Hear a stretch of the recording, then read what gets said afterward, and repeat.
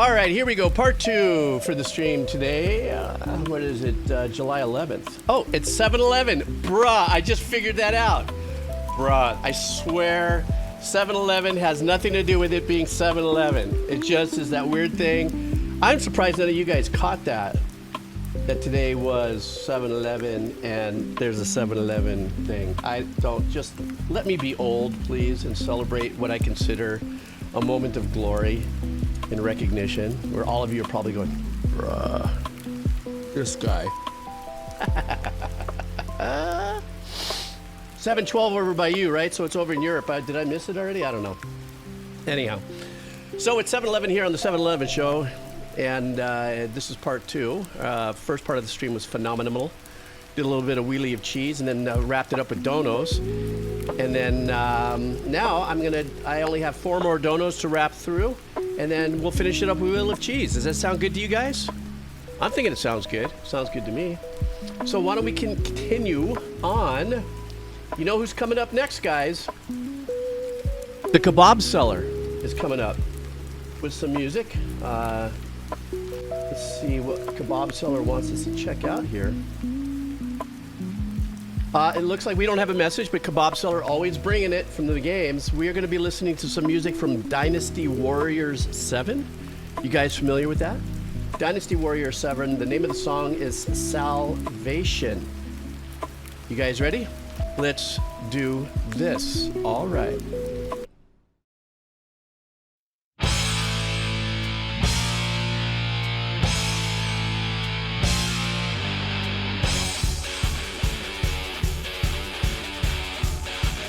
That little pad back there.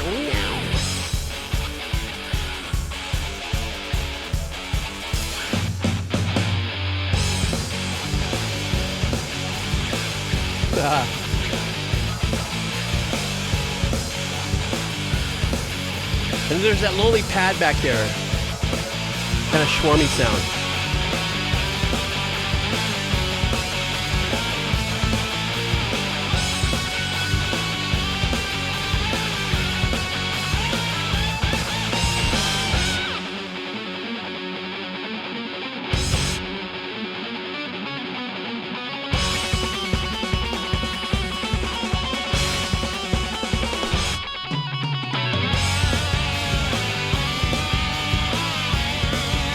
This has that 80s Metal Guitar Heroes vibe again, doesn't it?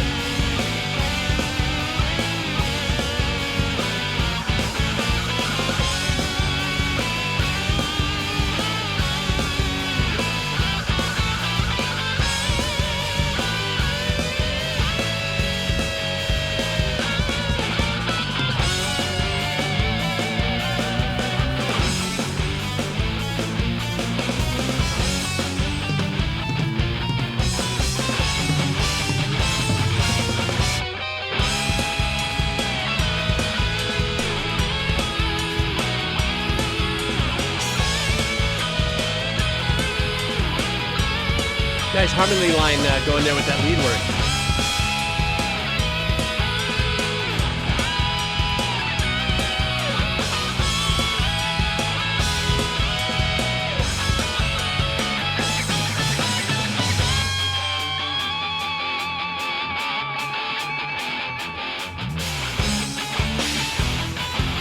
Well, this is the cut time, but the track has that kind of Barracuda vibe for me. I don't know why. That famous hit song, Barracuda.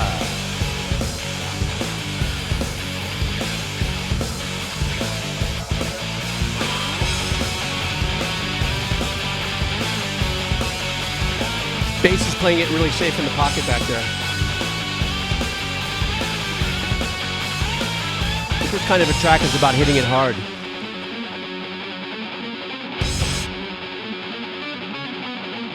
What kind of a game is this? Is this like a fight game or something?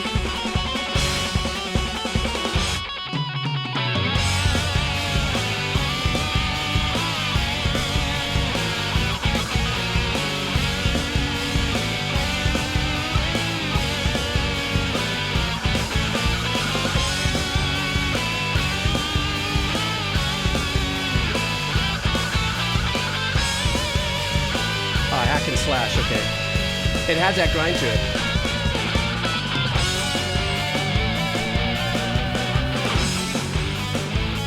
Try to be a little tricky there with the engineering.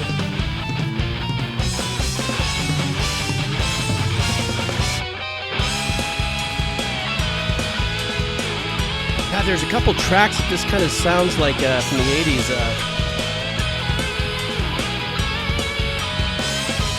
Maybe like Striper? I don't know why, that's bad for me. If I'm lumping it into that.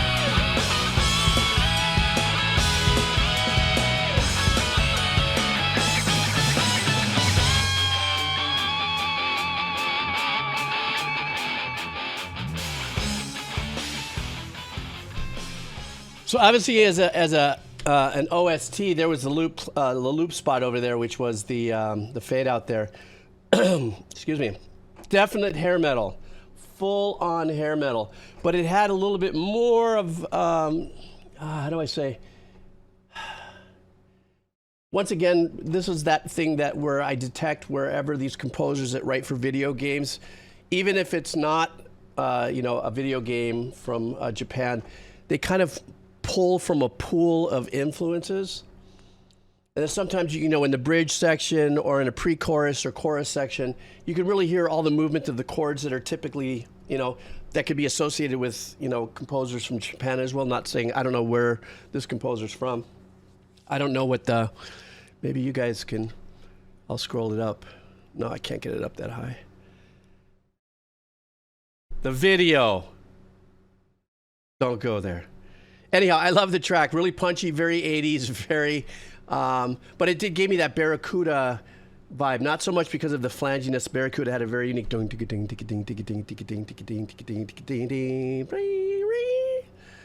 like that. But great track. Thanks so much, man. Next up is It Snows in Australia. Uh-oh, here we go, gang. You guys all ready for this? I love when this happens. One of our own is coming in with their music. Okay, so It Snows in Australia has already shared stuff with us. So I'm really excited to let you know that It Snows in Australia is sharing another track with us. No message, so we don't know. His last track was really, really super cool. I really dug it. It was like I said, it was a, compared to a lot of the music that It Snows or Snows you've had us listen to, I mentioned this before, like the piano work and all the reading the music. Your work is in a whole different genre, but very, very creative. So let's do this. This is from the artist It Snows in Australia, and the name of the track is I Can't Stop. Let's go.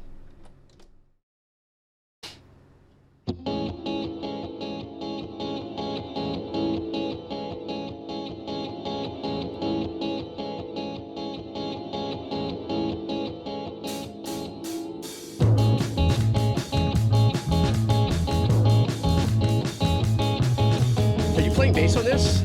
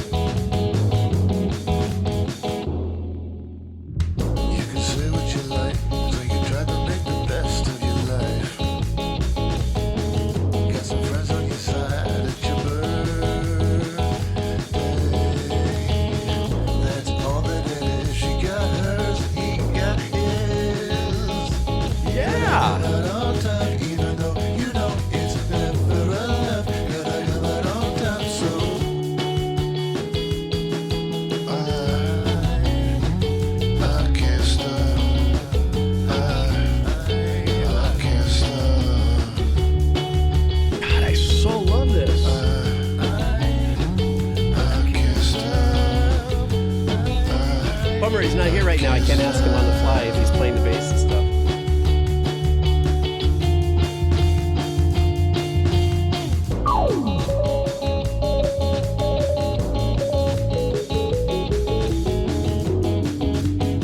So he's one of these one and done artists. He can play all the instruments and stuff. This is great.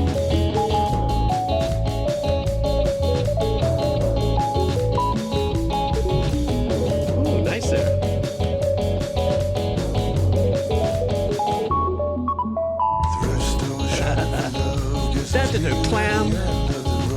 Very tasty clam, if I say so myself.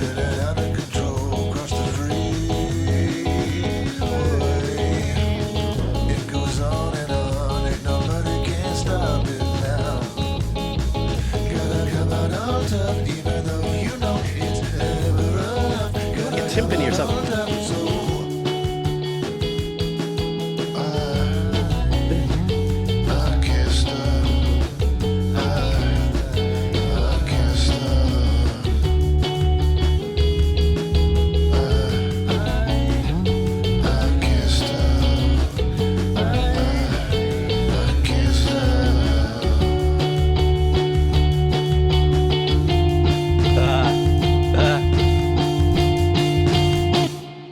I thought it was great. I really did. I mean, I cried 0 times, but I felt things. What a great way to end it. It snows, man. I know that you're not here for this, but you can catch us a little later when I activate this on the on the Twitch, eventually YouTube. Dude, you are extremely talented. I'm really just enjoying the music that you're putting out there. And because you're not here, I can't ask you, but you know, that's you. I take it playing the bass as well. There's something about it that just, I mean, it's so refreshing to hear, especially when I listen to artists like, you know, I know the Mel Choirblade and other people have listened to music. I love listening to people's music that are our usual Catos here. But you have a very unique style of writing, and your vocal performances are very consistent in that kind of like whimsical storytelling kind of vibe. You have fun with your vocal engineering. Now the drums, though, I don't know. I was going, God, is he playing that live, or is that a? You know, these are the questions I wish I could ask you right here, but.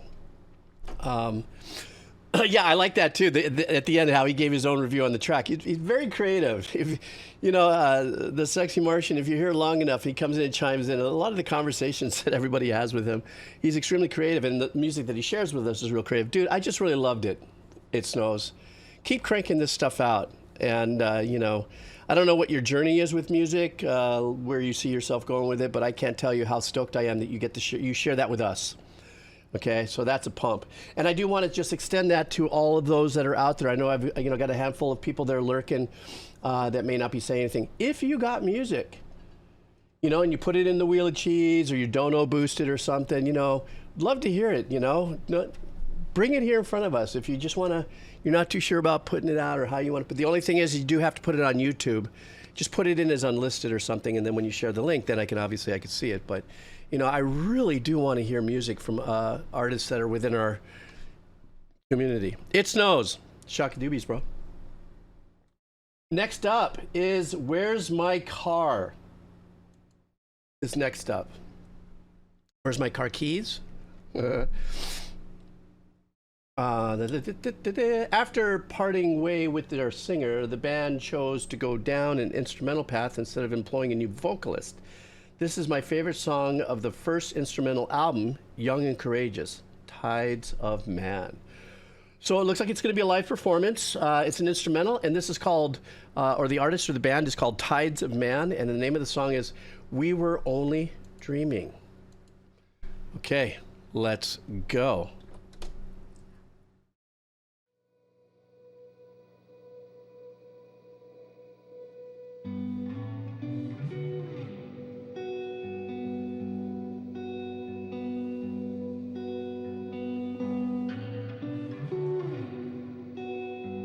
Beautiful, Les Paul.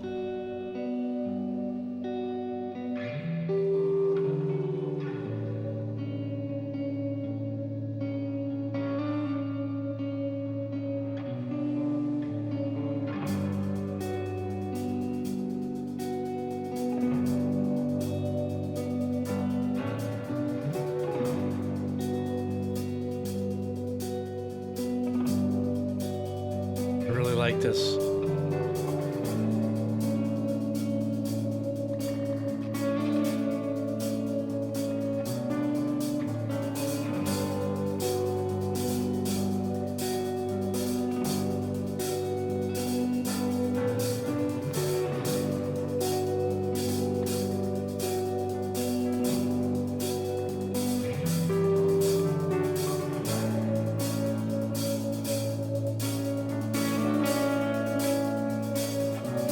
very drifty, very pulling you in, very allowing it to just kind of, you know, marinate in it.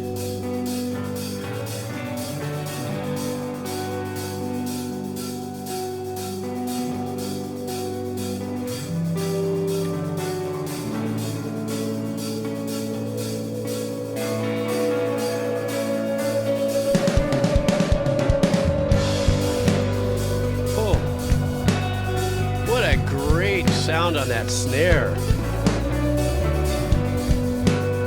Holy smokes. Out of all the things that I pull out of it right now, it's that one.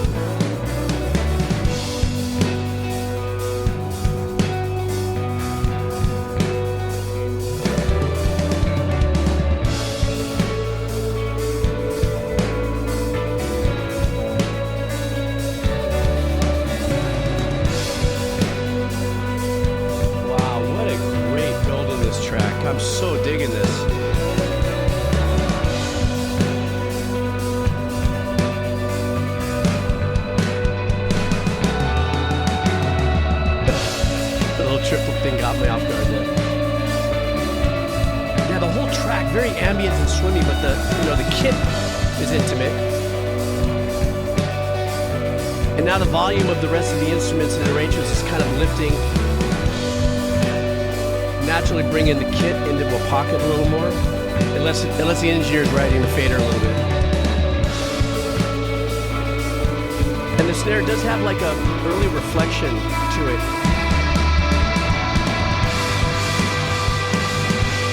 Kind of feeling a little shoegazy, huh? Hey, how you doing? Hey, shoegazy. I'm sorry, that was really bad.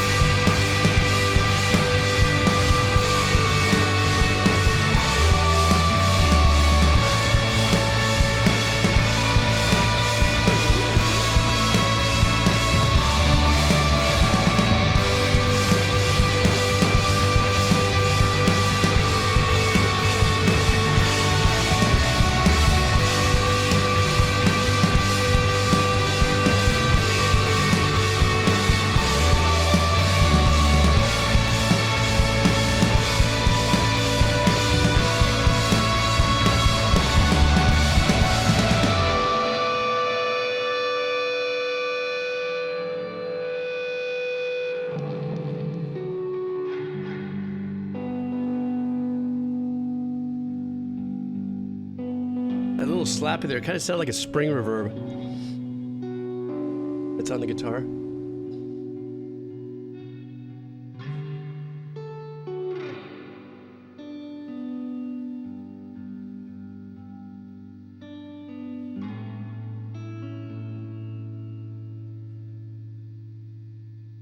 What a great track, man.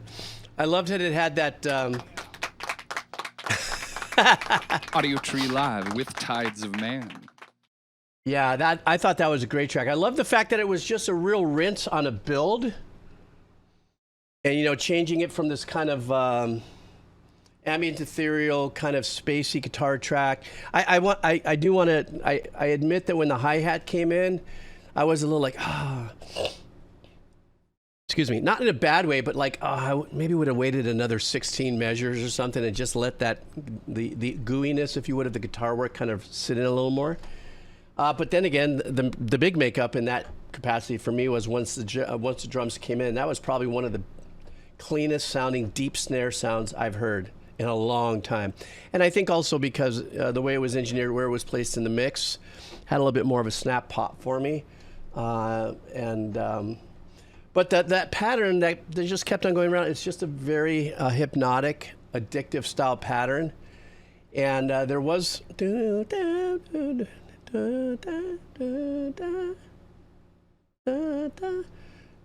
There's obviously a drone note that was through it. I just can't tell if it was a B, or it doesn't matter. I just love the open tuning movements of voicings of chords that will give you the opportunity. You know, obviously, if you're playing in a key that allows, you know, some of the open strings in the guitar to ring and be that kind of pedaled note, And then I think Lisa had mentioned, I saw in her comment that it was kind of a post-rock vibe. Once again, you know me, that little gray area between post-rock, stoner, and Stonehenge. Shoegaze. Why the hell did I say Stonehenge? Maybe because stoner, I don't know, whatever. Stonehenge, the newest genre. Shit.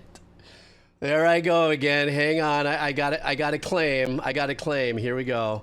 Stonehenge, the newest drama. Right. Spinal Tap. Oh my God. Sorry. That was so just.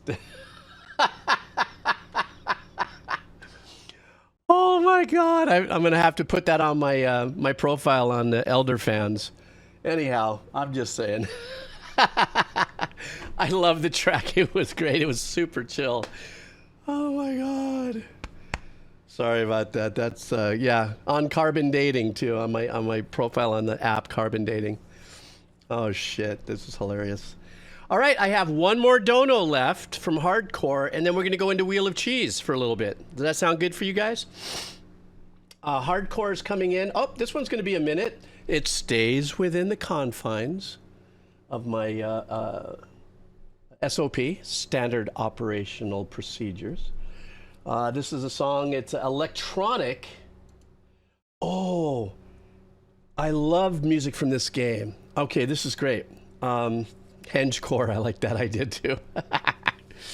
We should all come up with a genre. We'll come up with ideas and we'll do a bowl of soup. And then what I'll do is I'll come in here with my studio and we'll write like a genre. So what do I do here? Should I put it? Rah, rah, rah, rah, rah. Okay, so this one's kind of long. It's 14 minutes, but it is within my confines of, you know, when you do that. He says it starts actually at 4:28, so it's not going to be all that long. It's a longer request, but incredible track. One of the best boss themes ever for me. Infectiously catchy and hooky, but also complex. It's mostly electronic, but it clearly pulls from so many other genres. This is from Terraria. The name of it is Calamity Mode is the name, I guess, maybe of the game. And the particular name of the track is The Devourer of Gods, Scourge of Universal Collapse. But it is from Terraria. I'm going to get that shit wrong all the time. But I've heard music from this before, and I'm in love with composer the way I've heard some of the music in the past. So let's see what this is all about. Once again, this is from Hardcore. How you doing, Hardcore? Where'd you go? Okay, here we go.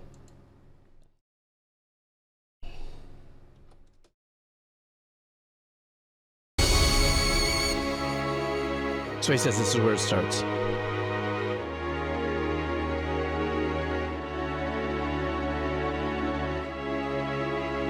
An old school analog-y slow attack.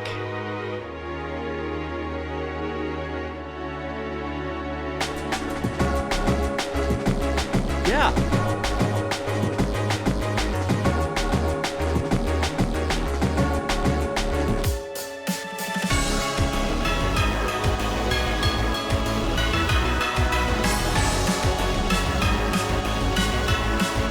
Oh my God, that super juicy square wave sound.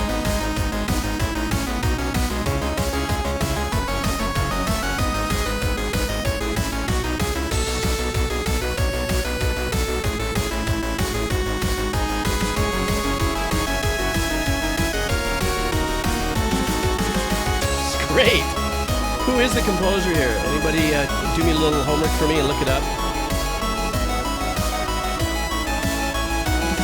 Ranges popping around here. You have 8ths here, 16ths here in the arpeggiation, so musically well put together.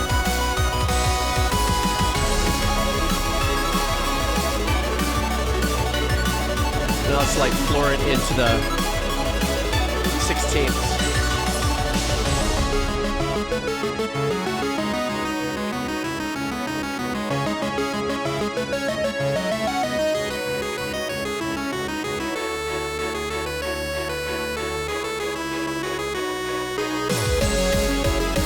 Somebody give me a year when this was written. Great chord changes here.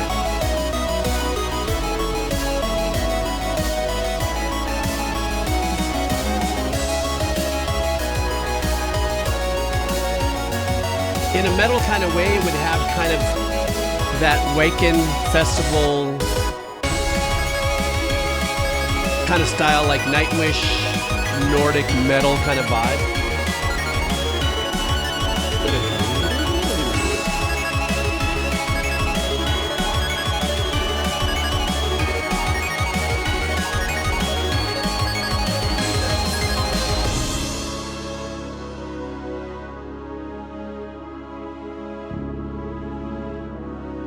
A little rubber band bass down there.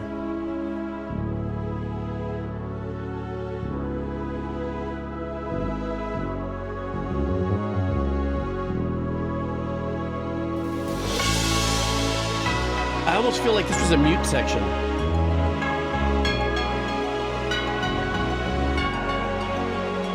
Those Gamlin style bells there.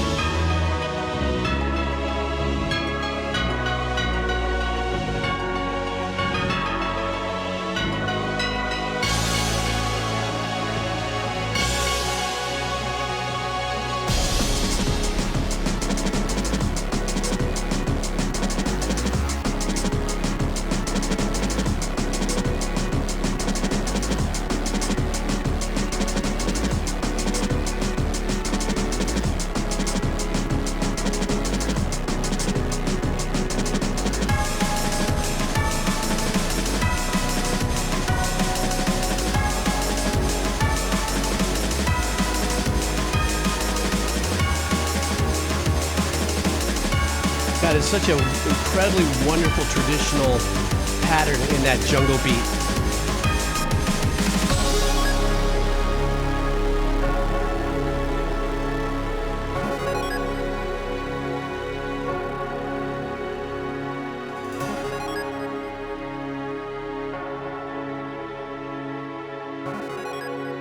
That warm tone analogy pad right here.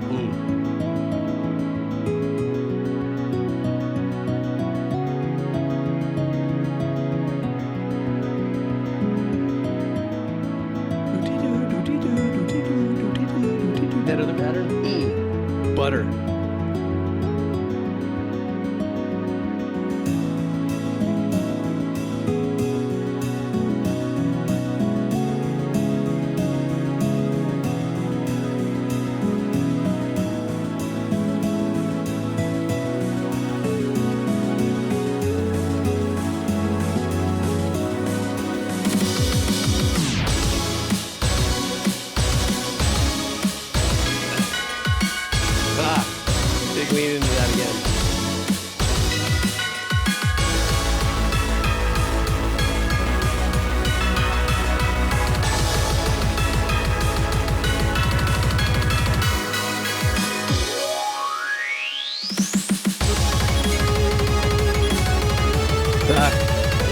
Great metalcore version of Cut Time here.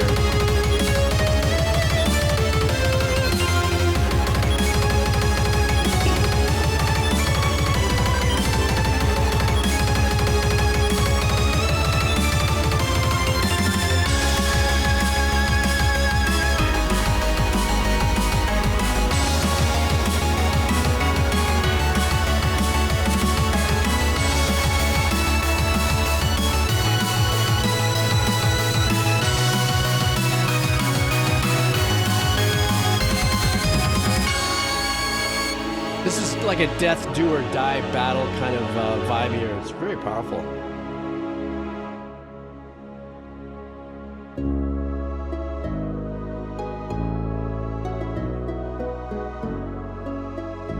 Still repeating the pattern though, the chord pattern it seems like.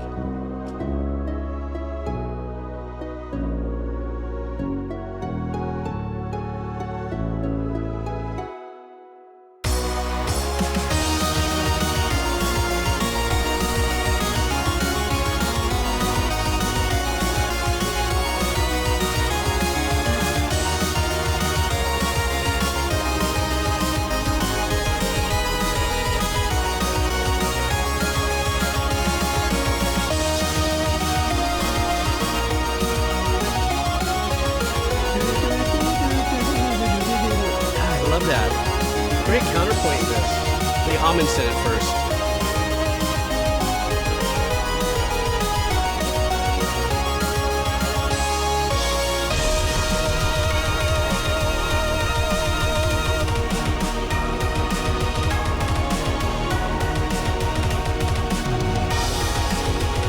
We're doing that back in it. Now we're back into that cut down vibe, kind of doomcore or metalcore, but this time more padded and laid out.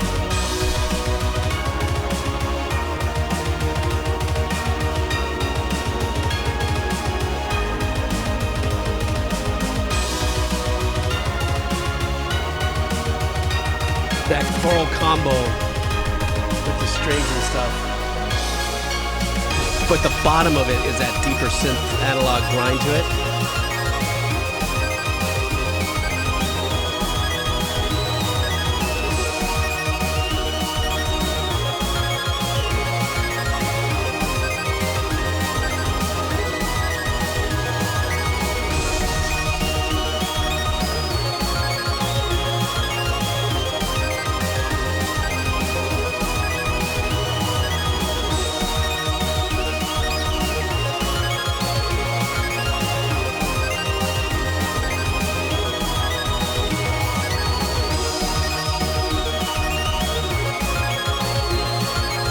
Driving it home now.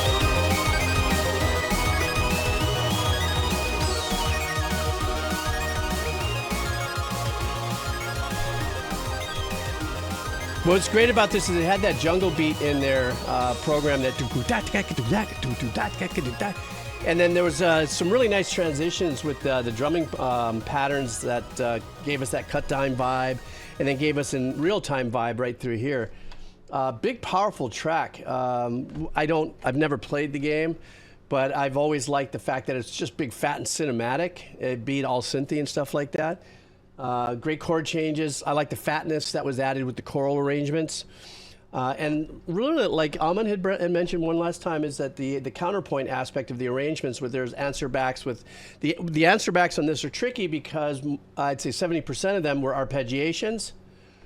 You know, or that's the synth version, the EDM version of the word ostinato, but arpeggiations. And then there would be something going here in eighths. And in the back, then that little guitar sound, which was very cool for anybody who played, you know, when the first acoustic guitar sounds kind of came out in modules and stuff like that. If you pressed above, like, let's say 110, the velocity 110 to the next note, it would glist. Ding, doing, ding, doing. I heard that once in there. That kind of brought me back to my old Proteus days. There's this module I used to work with before.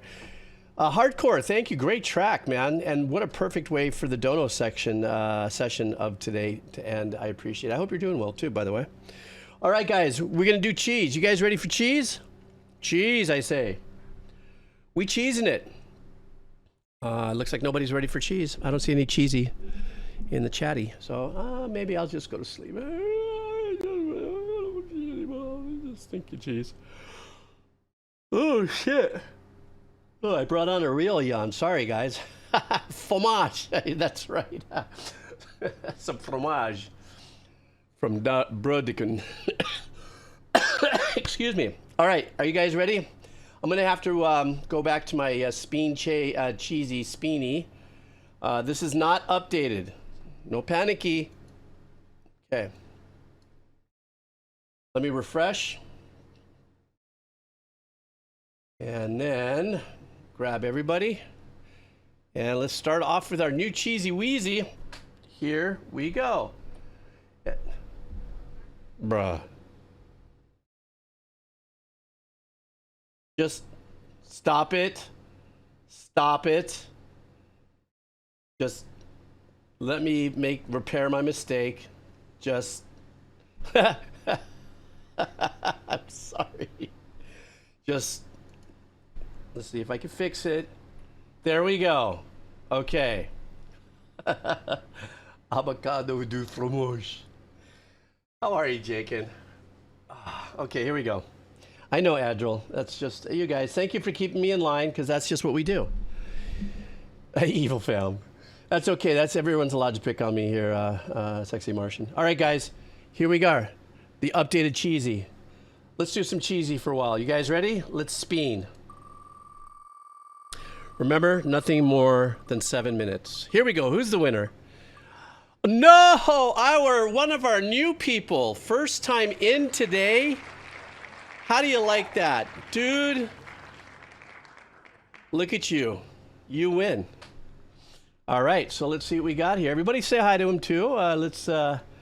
He's one of our brand noobs, and so here we go. Let's see what the sexy Martian wants from us. The sexy Martian wants us to listen to. Sexy Martian.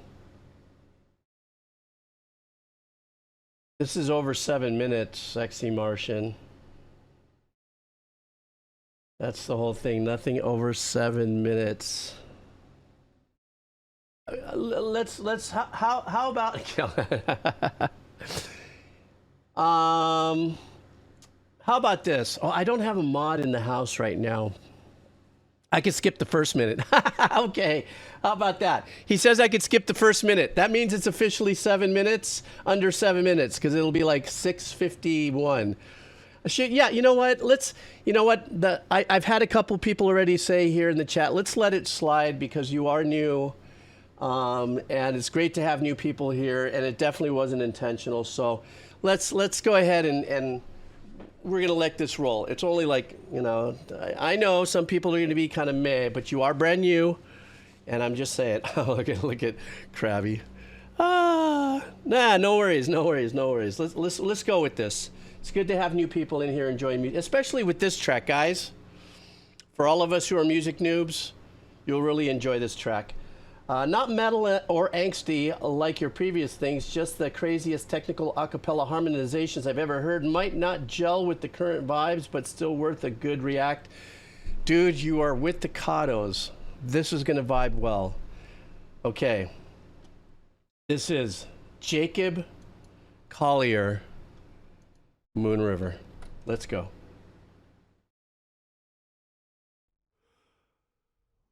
Oops, I got to flip it.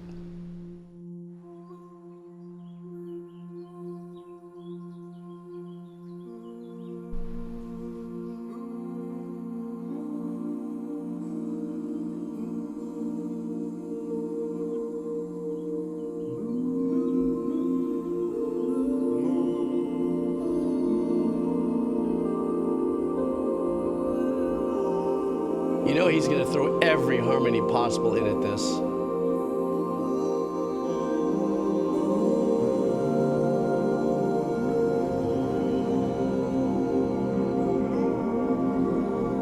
Oh, it's not corny, bro. We love this stuff here.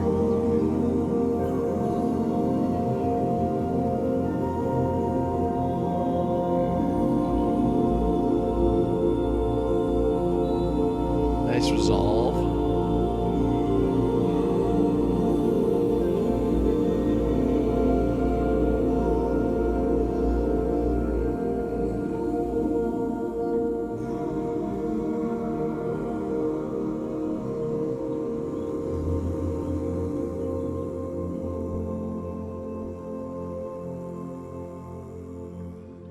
God, that opening is what I want to be drifting away to wherever the next destination is after I die. It was that kind of vibe.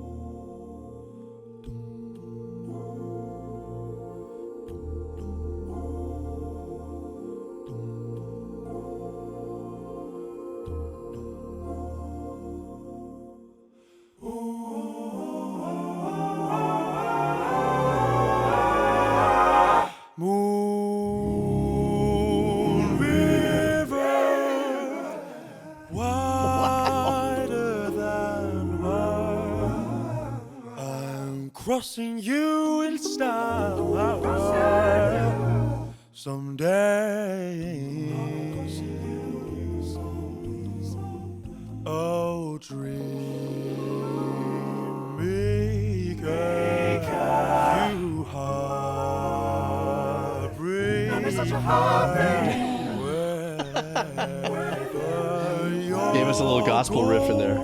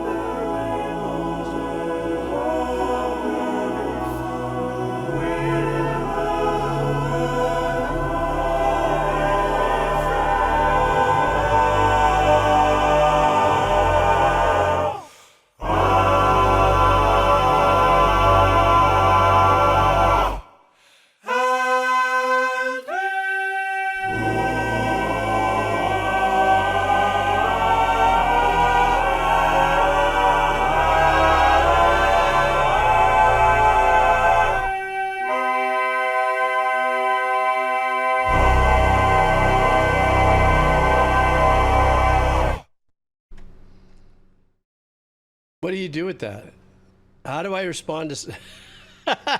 How do you respond to that? It was an absolute omelet of anything and everything that you could have done to that melody when you're approaching it like he does. For me, it's an incredible exposition of how many ways you can approach a melody and how fat you can fill it up if you have zero parameters, like someone's not keeping you boxed into, you know, a particular thing. It's like there are so many elements of acapella, different acapella bands that are brought into it, but acapella generally like the take 6 sound, and or for my case, when I came all the way back from the 60s, Buenos Aires Ocho, all the acapella bands you know, groups and stuff like that have an incredible sense of harmonization. But what Jacob does is he takes it to this level where what it does do is that it lets you know, it lets me feel, it kind of reminds people there's no limits to what you can do tastefully. For some people, this is a lot. That's a lot to listen to. In my brain, I just wasn't saying a lot because there's so many layers. This had to have been 45, 50 tracks, you know, especially if things were doubled. Boy, being the engineer on that gig, bruh, I just can't imagine, well, I kind of can't imagine how you would approach something like that and keep it consistent, but the intense harmonies that are written and the counterpoint in there, brilliant. Just, what do you say? It's Jacob Collier. He has set himself out to be probably one of the most predominant arrangers and composers, you know, and leaning on the construct of something like this. You know, he's got a brilliant life ahead of him. I love how he incorporates, when I've seen videos of him with his audience, kind of like the Bobby McFerrin. You know, he took a page out of the Bobby McFerrin, you know, journey of bringing the, you know, the audience in. I don't know who came first and stuff. But there are times, though, where I got to tell you, I'm just going to say it. I was kind of yearning for a moment of negative space. You know what I mean? Because it was such a fire hose of heavy harmonies through the whole thing.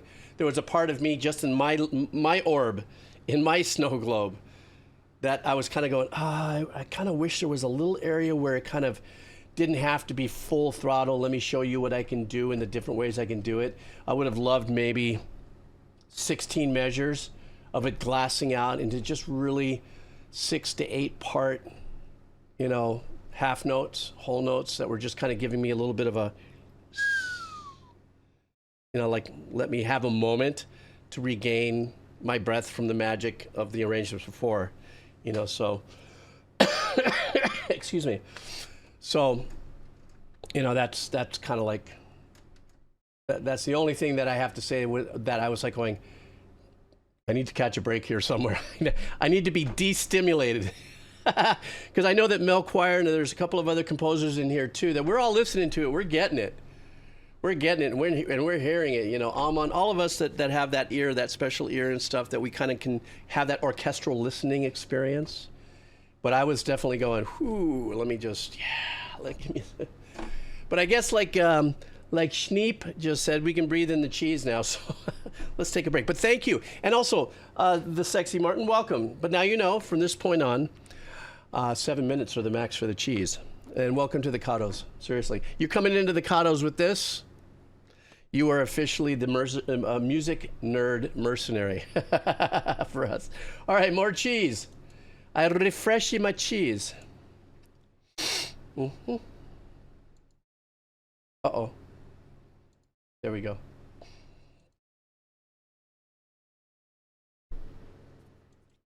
All right, let's keep moving the cheese around. All right, are we ready? We spin. And it looks like Black Death Doom. Who almost got the Schneep too. Black Death Doom, are you here?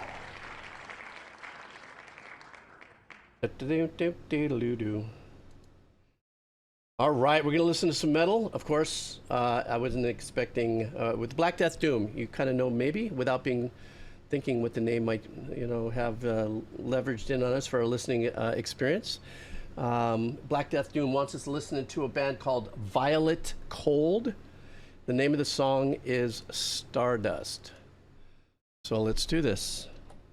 By the way, I want to let you know, guys, if you miss your song, I always put this up on YouTube eventually.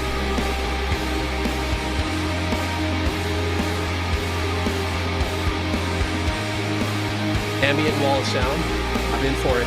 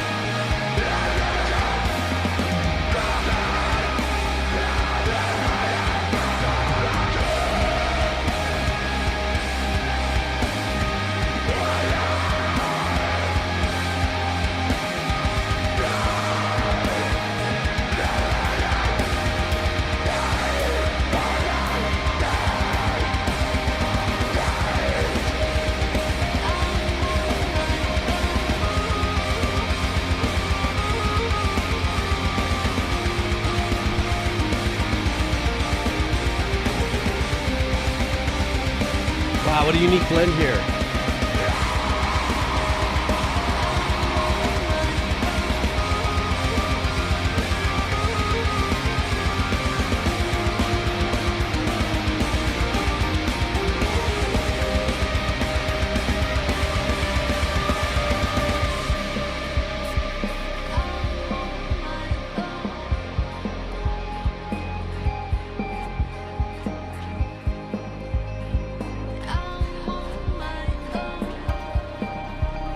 Nice step down in the dynamic here.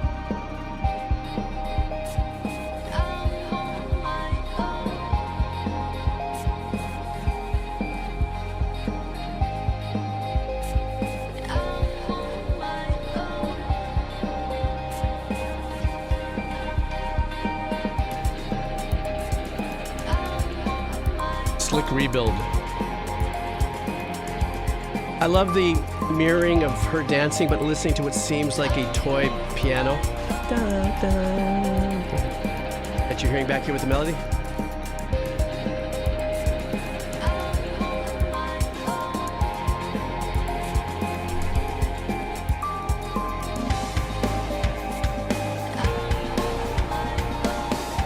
Ooh, nice sound on the kick.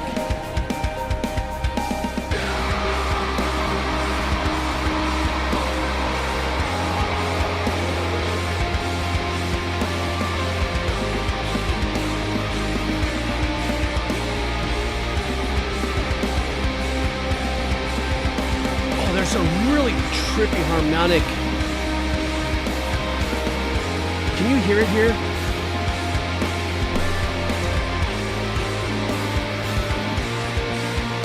That's great. I can't identify exactly, but that's fantastic.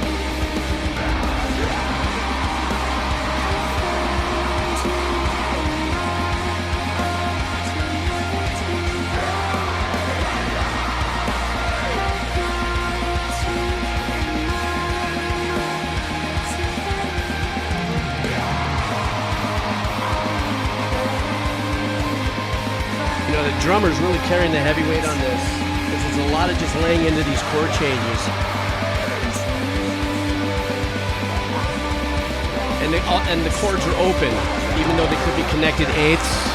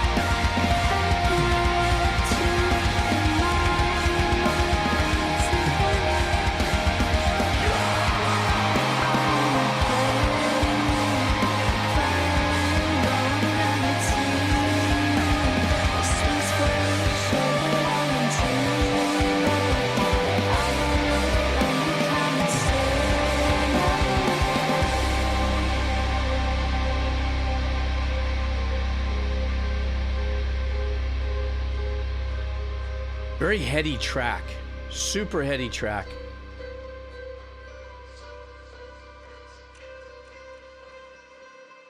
Now, for me, this is where I get a little bit confused with that ambient metal.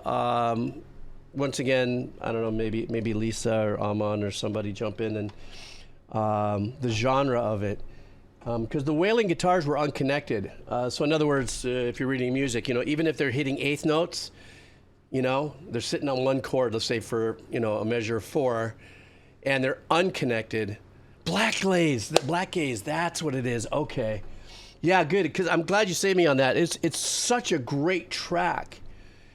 And it's just for myself, I get a little lost in that whole, you know, what to call it. But this is the kind of track that actually, for me, is a real unlocker for my brain. Like, you guys didn't know it, but I was listening to the track. I forgot what I was doing here, being in front of you, because it was just like it had put me into kind of like a gray matter sieve, if that's the great way to put it. My brain just kind of went putty. And I just said, my God, this is so fucking wonderful. Oops, I cursed. Sorry. But I just loved the laying into the chords. There was no mutedness. It was just a whole thing. And vocally, everything was very delicate and very dainty. For a very odd phrase to use for something like this, but it also kind of matched the delicate and the daintiness of the ballerina, yet that was all peppered with the glitz and stuff like that. So there was that dichotomy in there. But yeah, man, this definitely went on my playlist, Black Death. And it's called Black Gaze. I got to actually look up more Black Gaze band then. Yeah, or music and see what that is. I mean, listening to this, I got influenced. I know that doesn't mean much to anybody, but I'm so burnt out in my brain in writing music that, you know, I have to be influenced by other people. Well, we always are. But sometimes I hear something and it's like, God dang it, I need to do something like this. In honoring Violet Cold and in honoring your suggestion, I was like motivated. I was like, I gotta listen to this, man. This is great. It's perfection with not overdoing anything. But I will say the drummer really is the drummer really made the energy make its very unique move there. So. I know, right, Mel Choirblade? Sometimes you're sitting there, you listen to music all day. Post Black, that's another one too. Sometimes you just listen to music all day and all of a sudden you hear something and it's like, oh, wait, what? You know? I was like, what's this? What? Okay. What's that, Parka Pal? Need more Black Gaze? Oh, shit. I wouldn't have put that together. Now I can't unwind that. I can't unding that bell. Shit. Oh, Parka, you're funny. That's great. I'm dying. Oh, shit. All right. Let's continue on. What do we got here? Okay, some more cheesy. Más cheesy, por favor. Have you guys, has anybody ever tried Limburger cheese by any chance? Anybody? I tried it. Well, I've actually liked it ever since I was like in my early teens. You just don't get around to it a lot because nobody wants it in their freaking house. Because once you open up the Limburger, you know, it's not quite like durian. Something else I got to try. Hang on for a second. I got to stand by. I'm going to rant for a second here. I've got to try, and God, you know, I can't do the ghost pepper things. When it comes to chili, that whole thing that everybody tries to, you know, do the whole thing. But I like fermented foods, fermented tofu and stuff. You know, it looks slimy, but I got to try that. What's it called? Stromgalelen. You know, the fish that when you open it, it gases. Psst, you know, I don't even know if I can get it out here in Hawaii. But I got to try some of that, you know, but apparently I got to do it outside. But I guess it's called the Surströmming. Yeah, something like that, man. I got to try that. And also, there's another one. You know, I watch it. It's funny. It's funny, not funny. But I watch the videos of the guys and gals that open stuff and they catch a whiff of it and they gag. You know, I'm saying to myself, listen, they would not put it in a can and sell it as food if it was going to kill you. You know what I'm saying? Like, you're going to die from this. So apparently it's like not going to hurt you, but apparently it hurts your senses more than anything else. Like putting it in your mouth with all slimy after you've been hurling or, you know, airball projectiling. You know what I mean? Really, Melchoir. Did you try Sir Stormbringer? Have you tried it? I don't know. Yeah, there's Harkle, right? Harkle is also a shark, a stinky shark, but there's also the something else too that's been going around. I don't know. Anyhow, I just thought it's a shark. I just thought, I don't know. I got to do it. I think what I'll do, I got to find it somewhere in here in Hawaii first. And what I'll do is a special session, like outside. I'll go to some backyard somewhere. Just kind of, you know, I don't know if I'd be able to deal with it. I'm actually afraid to try the really hot stuff. I'm not afraid. What I'm afraid of is because I already have asthma. As you guys know, I'm coughing my ass off anyhow. I'm afraid to try the hot stuff because I'm afraid it might give me like an asthma attack and I might shut down. I mean, that's, you know, I mean, I know it hurts and it's painful. And those people that have no taste buds that are eating their, you know, chocolate scorpion boo-boo chilies or whatever they call it, you know, and they cut them open and stuff and they show the oil and stuff. But I don't know. I can go up to habanero. But then after that, I go, oh, what if I have a bad reaction and stuff? It's not worth me dying over. Yes, that is hilarious. Who said that? Wait. Square meal. You see, leave it up to square meal. Do it at your workplace on your final day.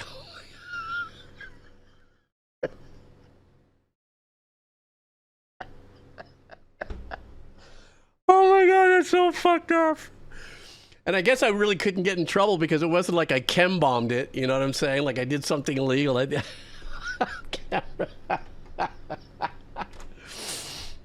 Wait, what, Burge? If I try Sir Stormbringer, do it with the correct way with red onion, potato, and dry flatbread. Oh, so a dried flatbread like a pita? And then put some of that, what is that, red onion, potato, and then that on top of it? Yeah, that, I don't know. Don't dare me. Well, I don't need to be dared. I think I'll try it. I just don't know if I'm going to wait until I get fired or something. I don't know. All right, let's just go on. Uh-oh, wait a second. I'm getting boinked. Hang on. I want to see who's boinking me on my Discord standby.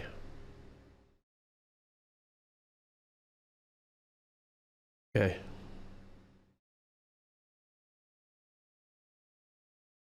Okie dokie. More cheese. Well, you know what I mean, crab. The ding that you hear. Dinging. All right, more cheese. Cheese is coming. Hey,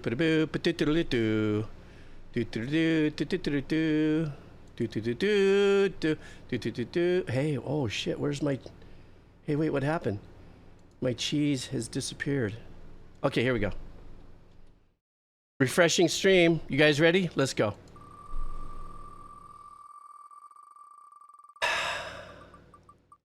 It looks like, hey, Doll 97.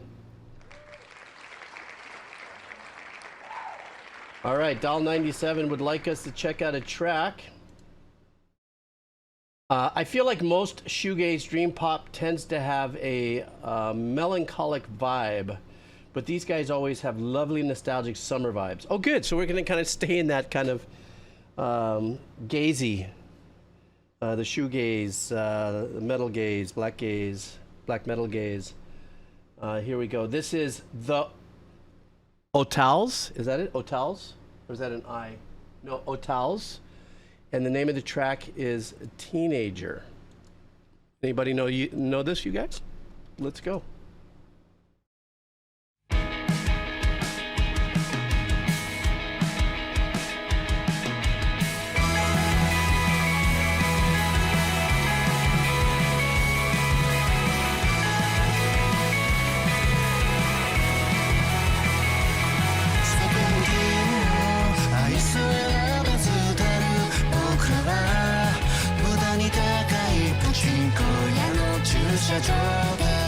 I'm leaning a little more into the dream pop energy of it.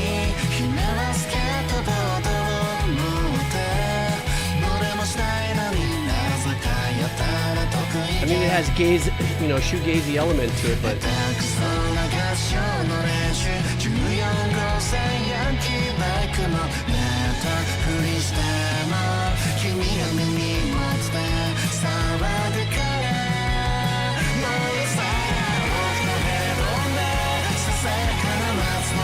yeah, very floaty dream pop.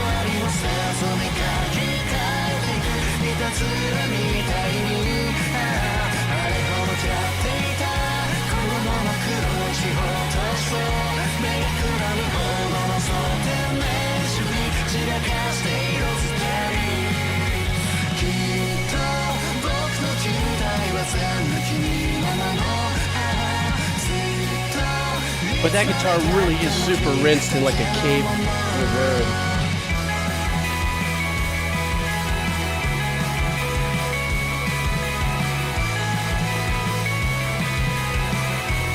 That one chord there.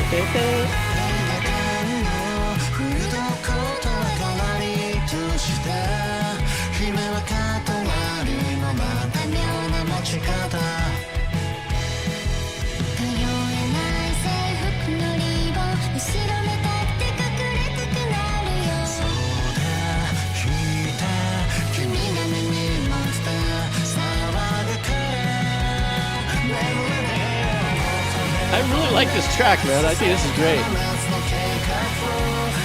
Very fun, lighthearted. It's like a December Bacher on the guitar, the headstock.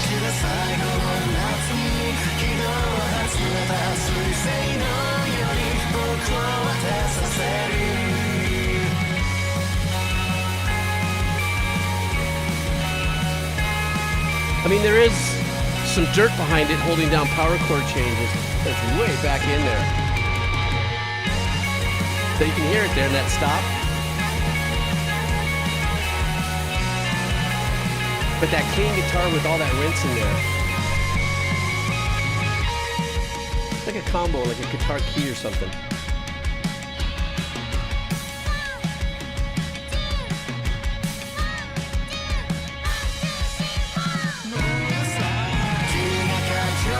That was an odd little turn there.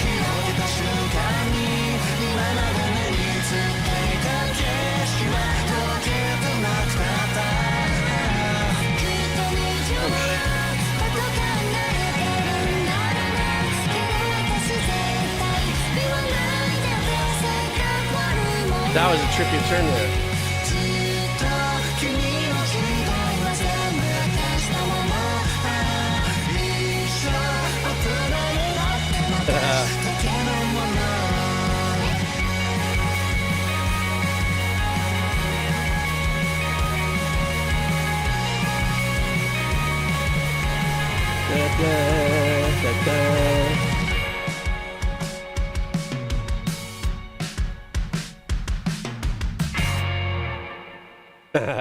Really super fun track. I think it leans a little more with me with the dream pop because of the chord changes. The melody was a lot lighter and fluffier. I think the shoegaze element in it obviously is what I'm getting used to understanding when people bring that up, is that long washed out, rinsed, reverbed arrangements that just keep going and going and going, which I've said many times before and will continue to say is kind of tricky. You know, depending on the chords that you're using in your key and stuff like that, that you don't step on, you know, notes that are dangling out there for more than 2 or 3 bars that, you know, might have a discursive impact on the next chord and stuff like that. Speaking of discursive impact, some of those turnarounds, though, that break, a couple of those breaks were like, bruh, what are you doing? Nice track, fun, poppy. It almost seemed like somebody just decided to say, let's take a great anime track and let's just rinse it this way. Just because of the melody and stuff and the style of recording and the vocals. So, yeah. Okay, more cheese.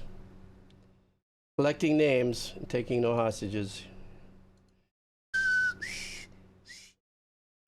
Thank you so much, Doll97, for that. Let's go.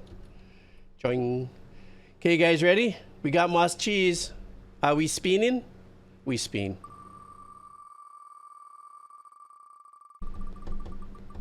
It looks like,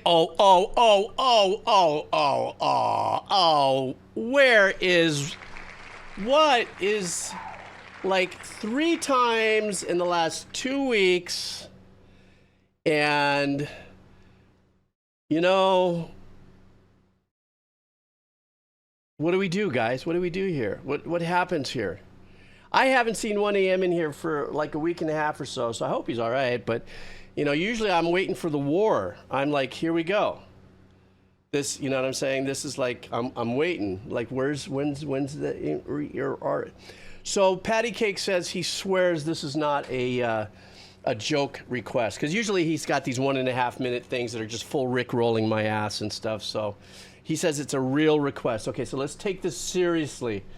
Unless it's not, and he's just setting this up. Patty Cakes wants us to listen to. This is, oh, I don't know. I don't know. It's pretty sus, bro. No, it looks. Oh, shit. The finale race course in every Mario Kart game is called Rainbow Road. Unrelated. Have you ever listened to a music-only track so many times that you made up bullshit lyrics to the song? Yes, all the time. This video is older than Skippy. Oh, we have a new battle. Oh, ho, ho, ho, ho. Shots have been fired. Skippy, where are you? Skippy, are you here? Skips. Ah, there we go. Shots fired. Shots fired. So I see what's happening. 1 a.m.'s on vacation. You go ahead and give the people's elbow to Skippy. All right, let's see what this is. This is Mario Kart and Rainbow Road. Oh, shit, this is great. I love this place, man. You never know what you're going to get. Here we go.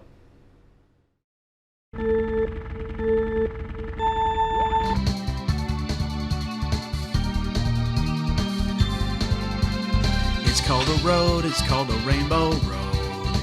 It is a road that you go. It's called a road, it's called a rainbow road.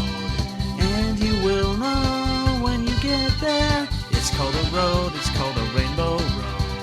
It is a road that you go. It's a road that you go. Karaoke at game night at Mario Kart game night. It's a road called Rainbow Road. It's a road we're all gonna go. It's a road called Rainbow Road. It's got Princess Peach, Mario, and the Toad. It's a road called Rainbow Road. It's a road we're all gonna go. Oh, good for him. This guy's crushing. It's Rainbow Road. It's where you go when you die. It's Rainbow Road. I'll miss you again, Uncle. The other guy that showed up in the video. Road. It's where you go when you die. It's Rainbow Road. I'll miss you again. On Rainbow Road.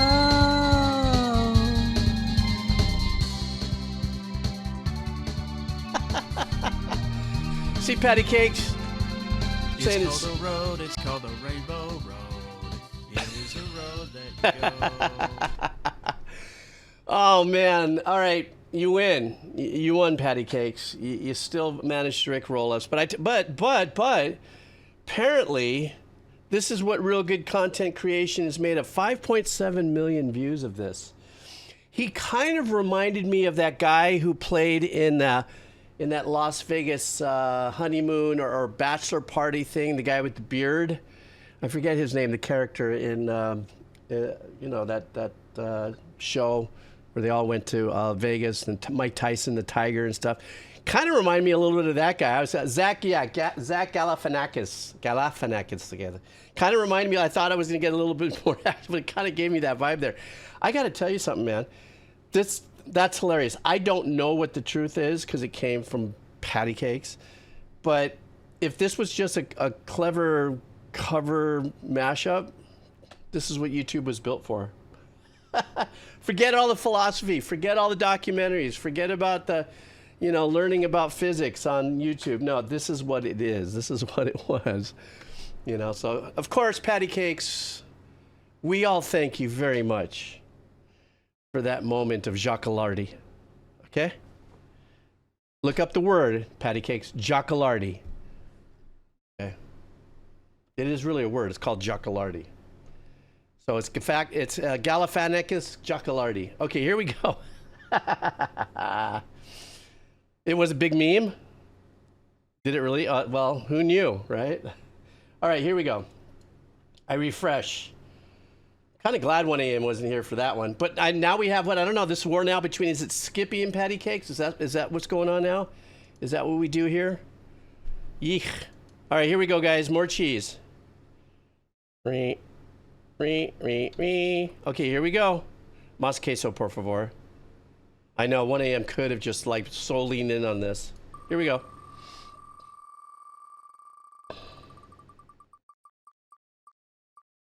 And it's Satur. Let's go, Satur. Would like us to listen to it. Maybe it could be some rock and roll. Looks like it's going to be a live show. Okay, no message in here to lead it in. So it's Rakkauslaulu is the name of the band, Rakkauslaulu. And the name of the song is Florent. And this is coming in from Satur. Let's go. Belgian. Okay, they're from Belgium. Let's go. Belgian metal.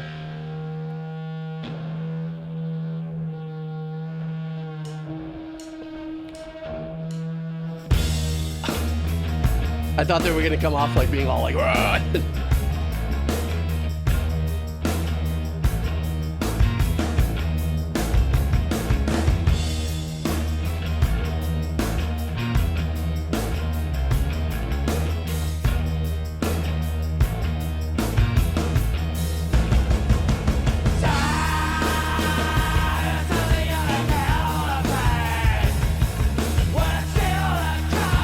Don't hate me for this, but I get these like Stone Temple Pilot vibes musically. Not visually, I'm just saying.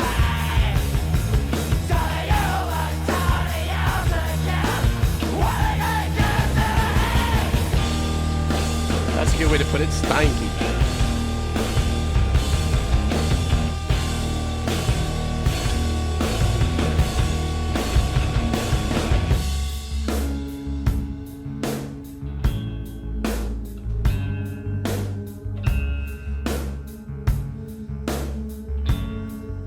Nice medium room reverb on that snare, yeah? Probably the overheads. May not be part of the send.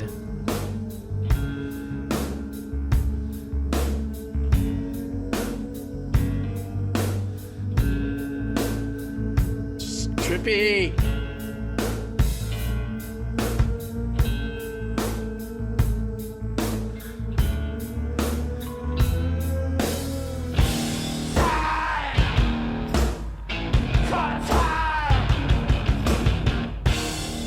I like that riff.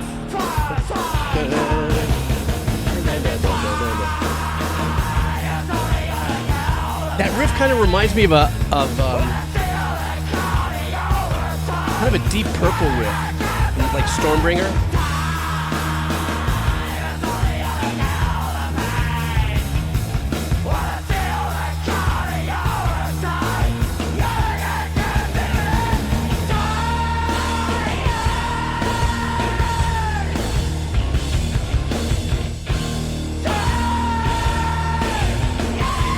I want to know what the song is about, like why that performance is so pertinent to this track.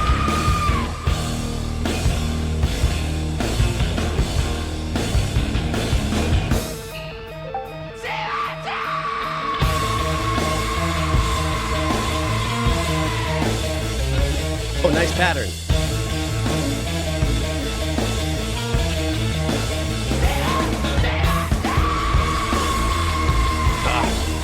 Beefcake into that one.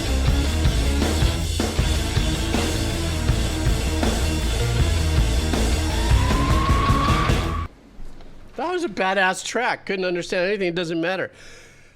That riff that they played in there was, the tone of the guitars were really punchy. Like if it had a little more dirt on it, it would have been very Black Sabbath, Deep Purple. But there was that Deep Purple riff in it. like I said, I would have kind of liked to know what those lyrics were based on the kind of performance it was, if it was mocking something. But it was a damn good track. It did pretty well, 360,000 views 11 years ago. And but I also like the odd combination of the keyboard. The opening of it, I was going, oh, where's the bass? Is the keyboardist doing the bass? No, the guitar player was, whatever he had his, signal running through. Maybe he had like a, not a tone splitter, transposer. And maybe on the volume, had it down a little lower, so he was covering the bottom end himself. So he was handling all the intricate parts, but then the keyboardist and stuff was filling in some really nice stuff. And of course, the vocals were sick, but I kind of want to know what that video was. Okay, more cheese.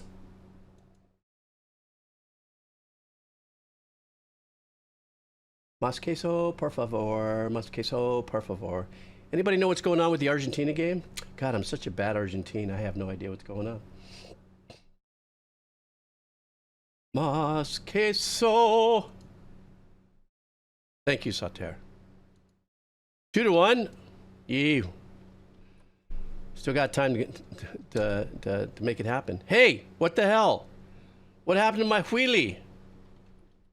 There we go. There we go. All right, there it is. Aye. Oh, that 115 minutes into it, huh? Okay. You guys ready? Mas queso. I know I'm old. I can't help it, Skipster.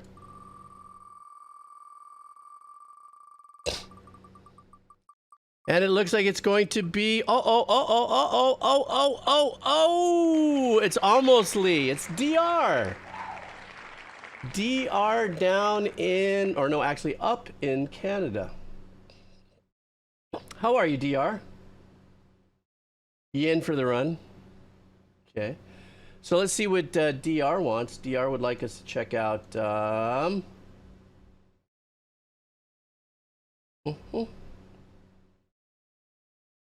All right, guys.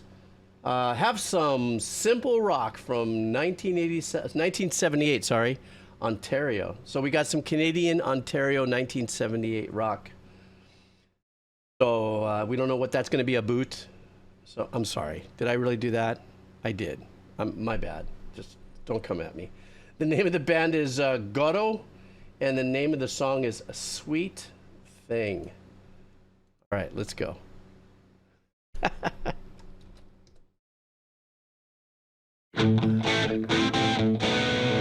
yeah.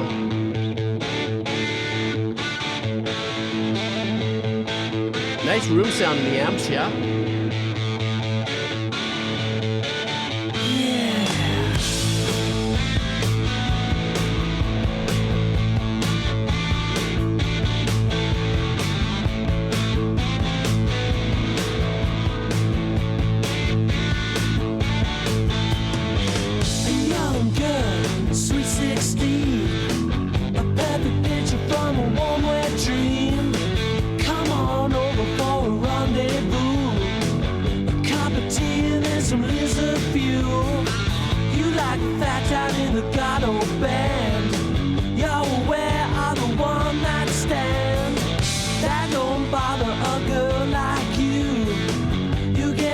There's a combination of so many great 70s sounds in this. You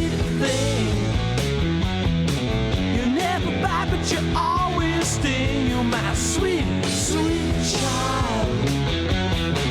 Come on over and drive me wild. I like that they're just leaning on that A. At least it sounds like an A. Well, we never really had too much to say. We know that talking just gets in the way. And if your mama try to put this down, you keep your mouth shut, but that hi-hat's very, it's not ISO mic, it's probably overhead. But you still come round, oh, come around.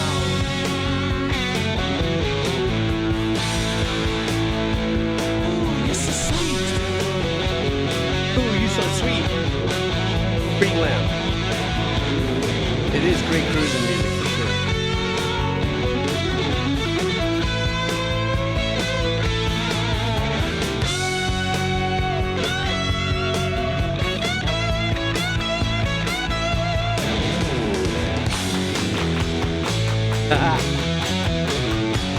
Everybody by the mic with the claps. Here we go. Well, our third verse is the same as the first. A young girl, sweet 16, a perfect picture from a one-way dream. Come on over for a rendezvous, a cup of tea and there's some lizard fuel. You like the fact that I'm Nice little riffage in the turnarounds. Don't wear all the one night stand, but that don't bother a girl like you. You get your cake and you eat it too. You my sweet, sweet thing. You never bite, but you always sting. You're my sweet, sweet child. Come on over. Great songwriting. I mean, the hook is solid. Come on over and drive me wild. Come on over and drive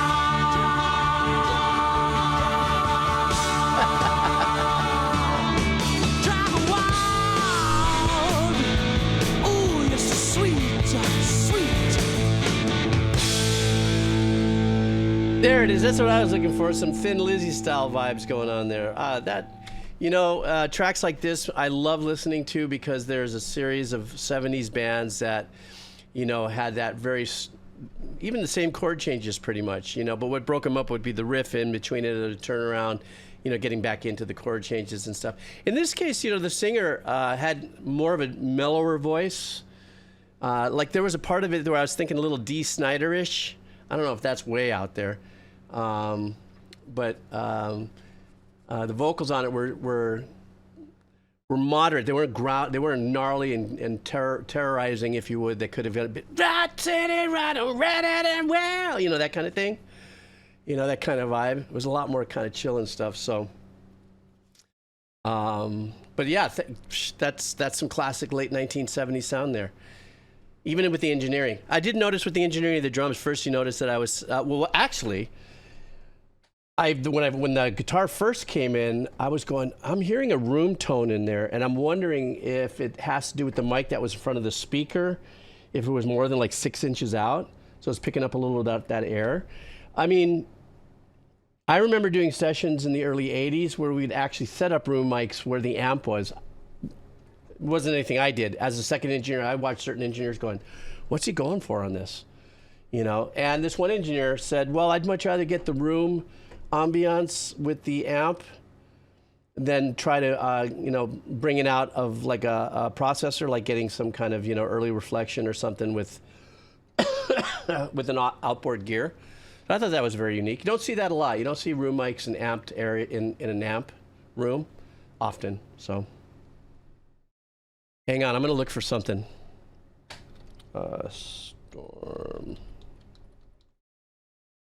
This was a track. I think I may have played this once for you before. This was one of my favorite tracks. I'm going to play this for you. This is just a me thing. Don't worry, I'm going to get back to it. Tell me if you like this. Come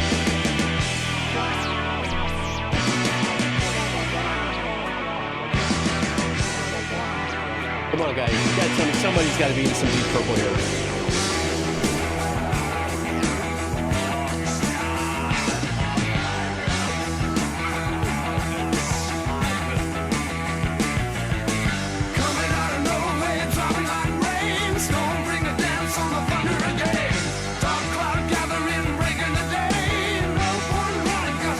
Great part coming up. Listen to this.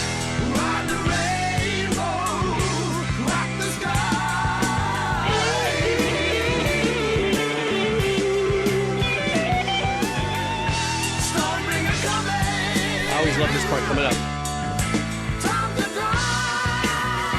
Those vocals.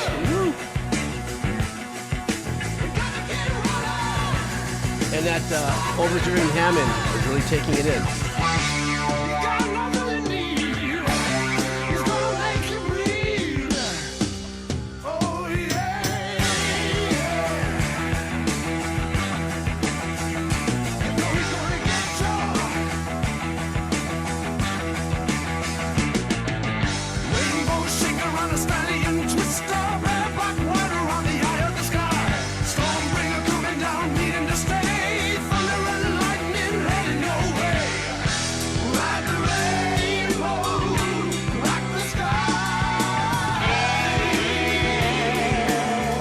Yeah, Smoke on the Water was obviously their very big pop or well recognized, but they got some bangers like this in their albums.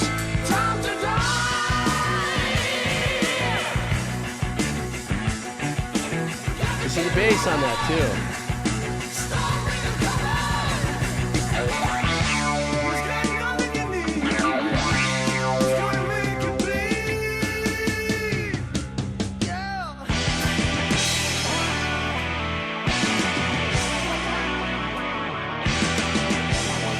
You'll love this lead coming up.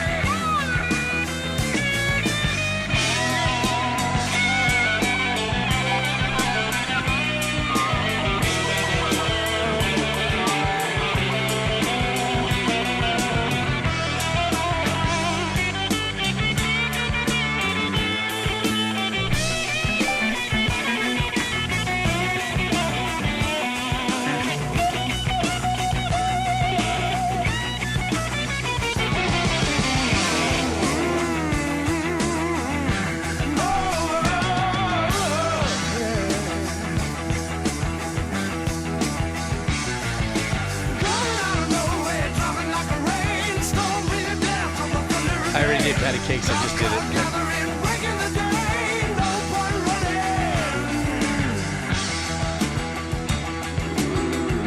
Yeah, it's just drive it forward all the way home. Take it all the way home, man.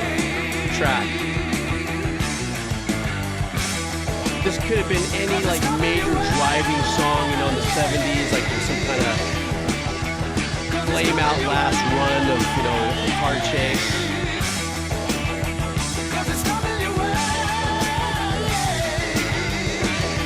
And that kick, man, just keeping that hammer going.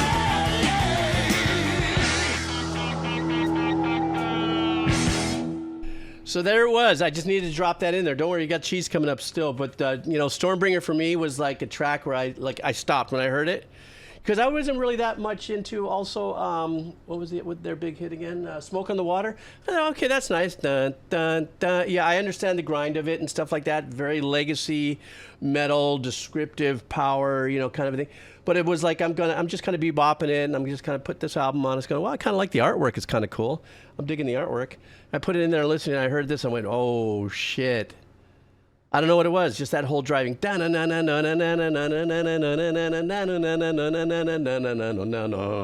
was like, yes, let's go. And forever in my soundtrack of life. All right, Mas Queso, thank you for indulging me on my journey. But I did that because of DR's previous request. There was something in there. I was like going, ooh, ooh, qua. Okay, here we go. Mas Queso. And the wiener is Rotten Soundgarden. What's going on? Are you still here with us, buddy? Rotten Soundgarden. And let's see what we got here. Rotten Soundgarden would like us to listen to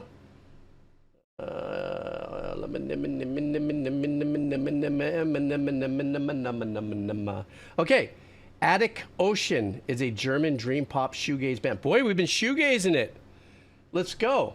So Rotten Soundgarden wants us to listen to Attic Ocean. Lilies and Sea is the name of the track. Let's go.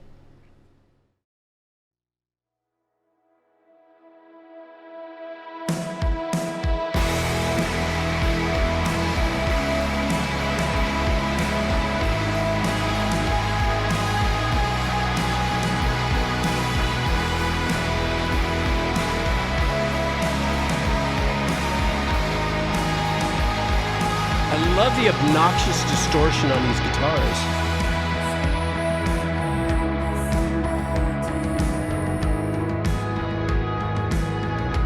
And listen to how they let the reverbs just ring out.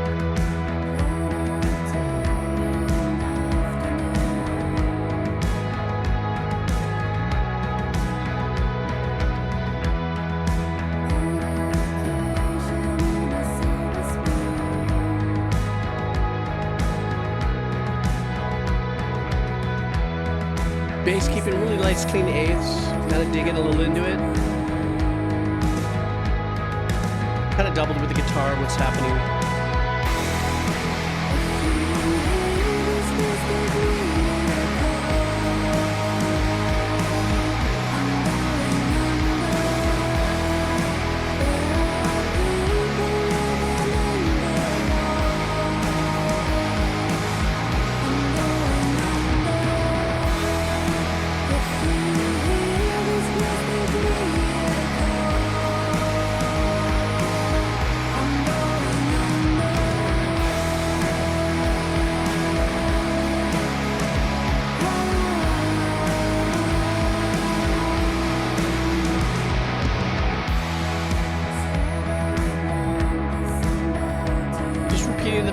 Just moving the dynamics around.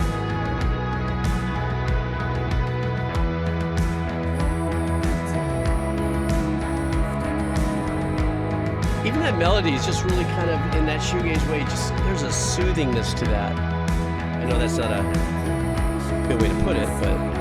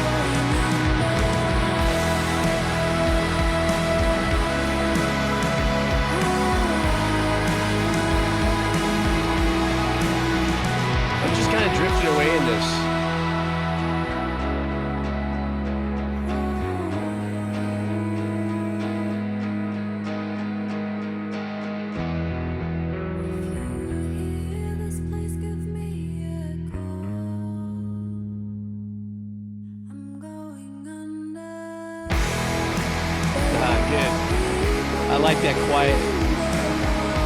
We all knew it was coming in, but how?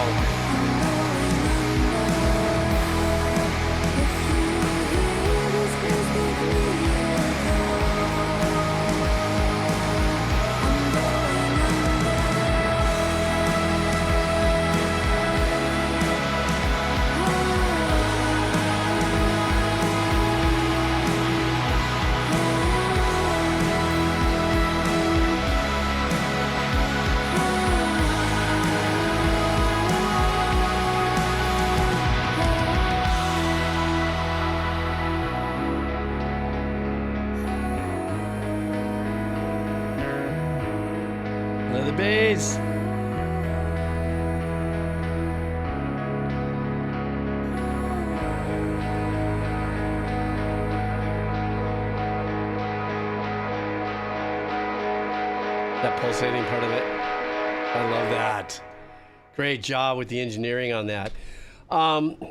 Underwater, you know, the thing that you just brought up there is what's unique about it with the shoegaze thing that I like and really flexes for me is that because of their long reverbs, like literally 3-second reverbs sometimes, if you play 3 chords and reverbs are kind of tailing off of each chord, at that very final phase before the guitar maybe comes back into another cycle, you now have 3 chords worth of voicings that are ringing out there.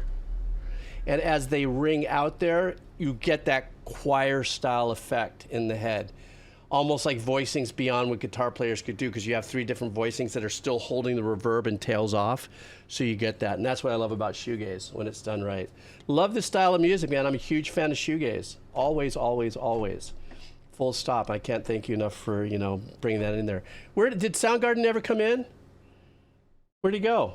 Is Soundgarden? Well, he'll have to come in here and hang out with us. He'll have to check it out on the Twitch or on the YouTube when I post it.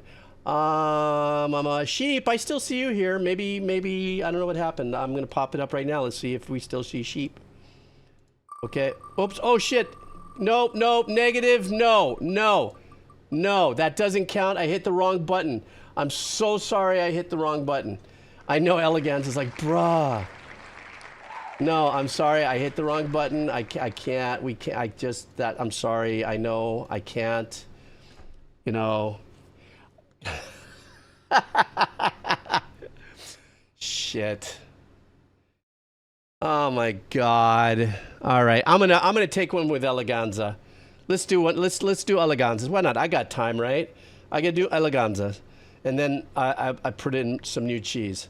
But what I want to do before we do Eleganzas is I'm going to go and do this because I want to make sure I can see sheep is there something going? Oh, here you are. I just want to make sure. So I'm going to leave this wheel like it is. But you see there, Schneep? You're right there. 1, 2 below the arrow. All right. But we're still doing Eleganza. Okay. Just because I blew it and it's just no fun to watch you win something and you don't get the crown. So let's do it. Let's do it for Eleganza. Atlas by Laurel Halo is another ambient dreamlike sound bath. My goodness, this is the tone for this, isn't it? Combining experimental jazz with modern classical and fusing the two into a dimly lit sensory rinse. Very well said. Relax your shoulders, unclench your jaw, and I hope we can all unwind to this. All right. I like how you set us up for this. So, Eleganza, with the win that you deserve, because I'm Bobo and I did hit the button, wants us to listen to Laurel Halo, and the name of the song is Abandon. So let's go. Okay, you got the forbidden slice. Yeah, you did. The forbidden slice. I like how you said that. All right, here we go.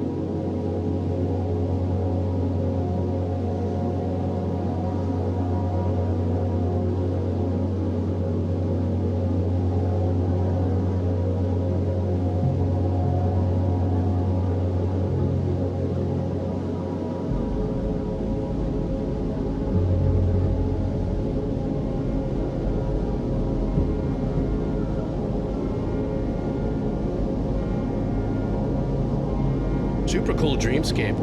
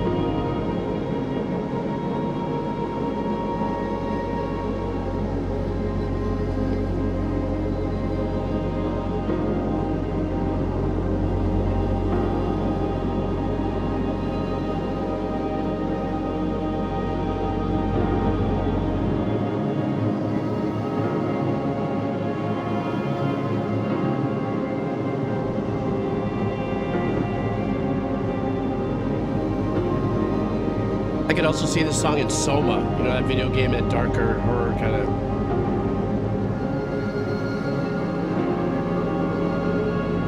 We're getting a little life here.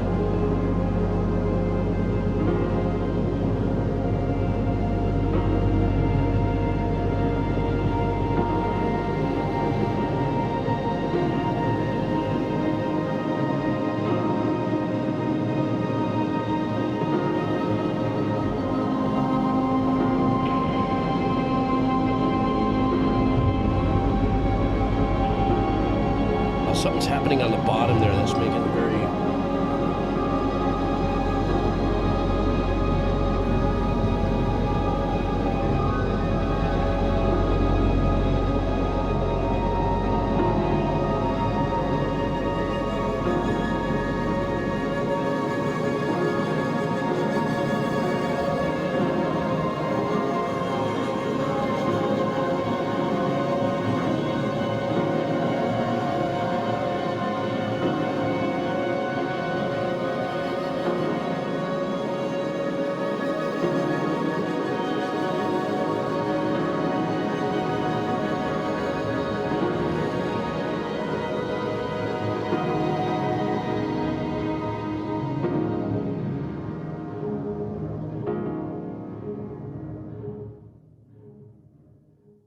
You know what, tracks like that, you know what they remind me of, and that I really enjoy, because you guys know I have that Sounds of Tranquility channel where I've written a bunch of music in the adjacent to this, just long, beautiful, ethereal pads and just some cool, chill things, but some of them are hour long and stuff, whatever the case is.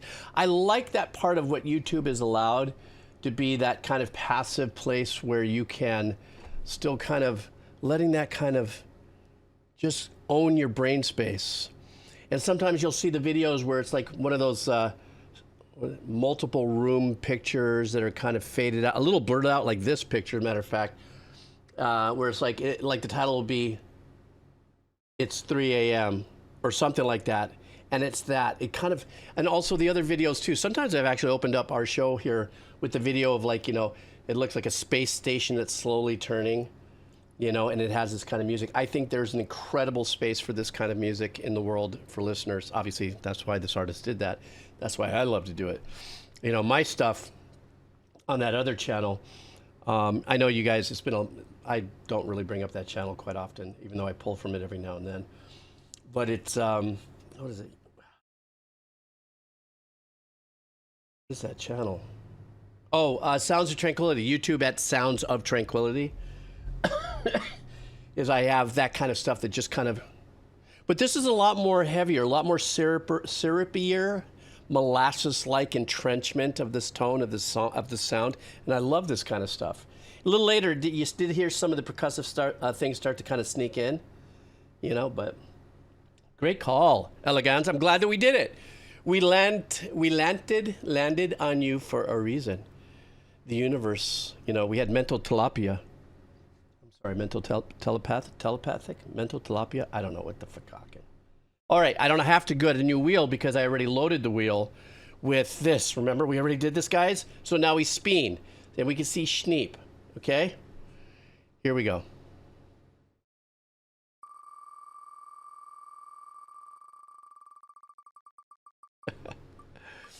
Schmancer.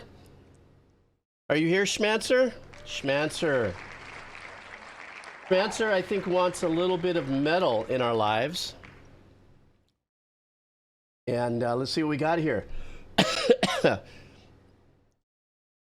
Well, he's on there, but not anymore. He's going to be gone as soon as I dirge him off the list here. Okay, so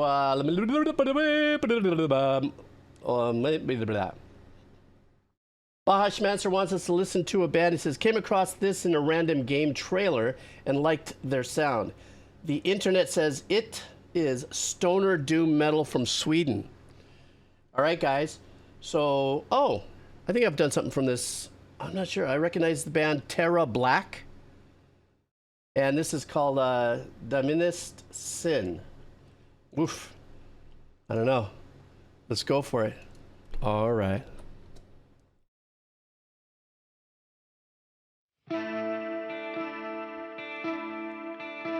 Jake and Tained.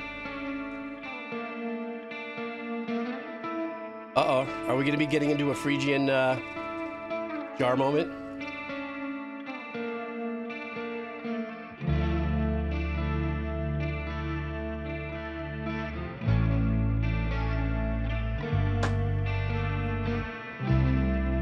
Nice.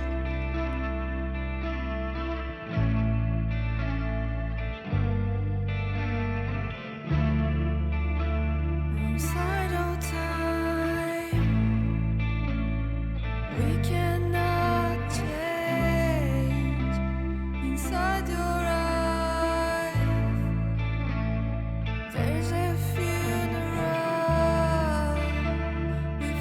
tone of her voice. Oof. What makes us right, like sun and moon?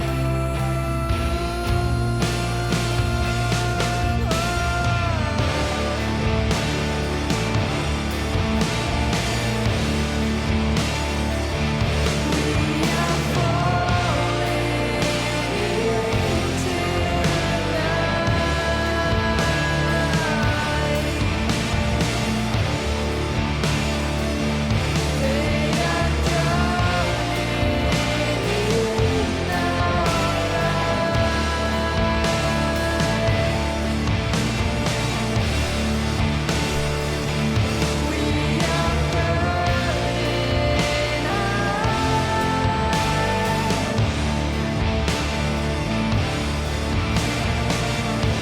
I like how round the bass is. It's not dark and dirty.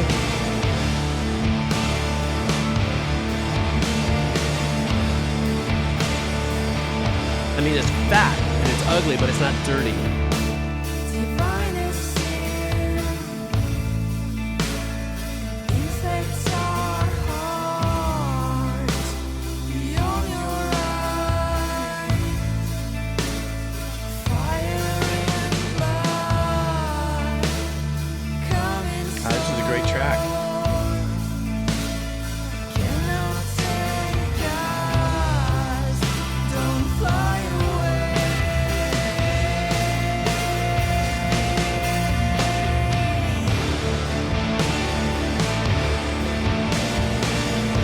There's those stoner, sludgy guitar tones in there. I love that.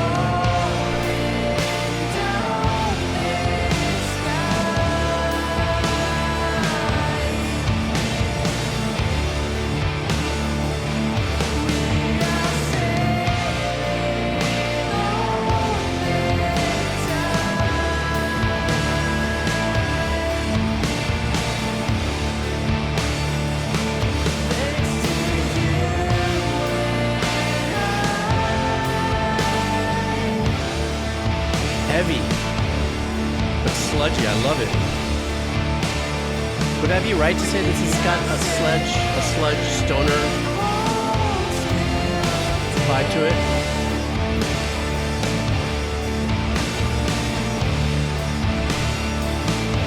Yeah, okay.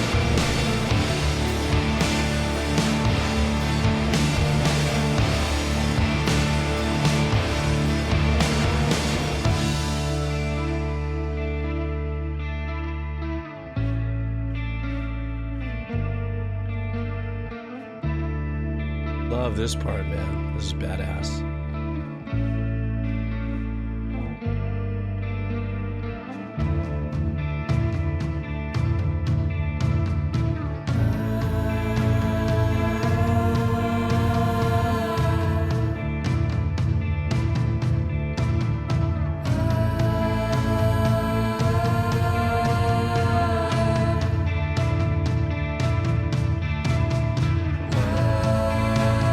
The drummer slightly rushing it. Can you hear that?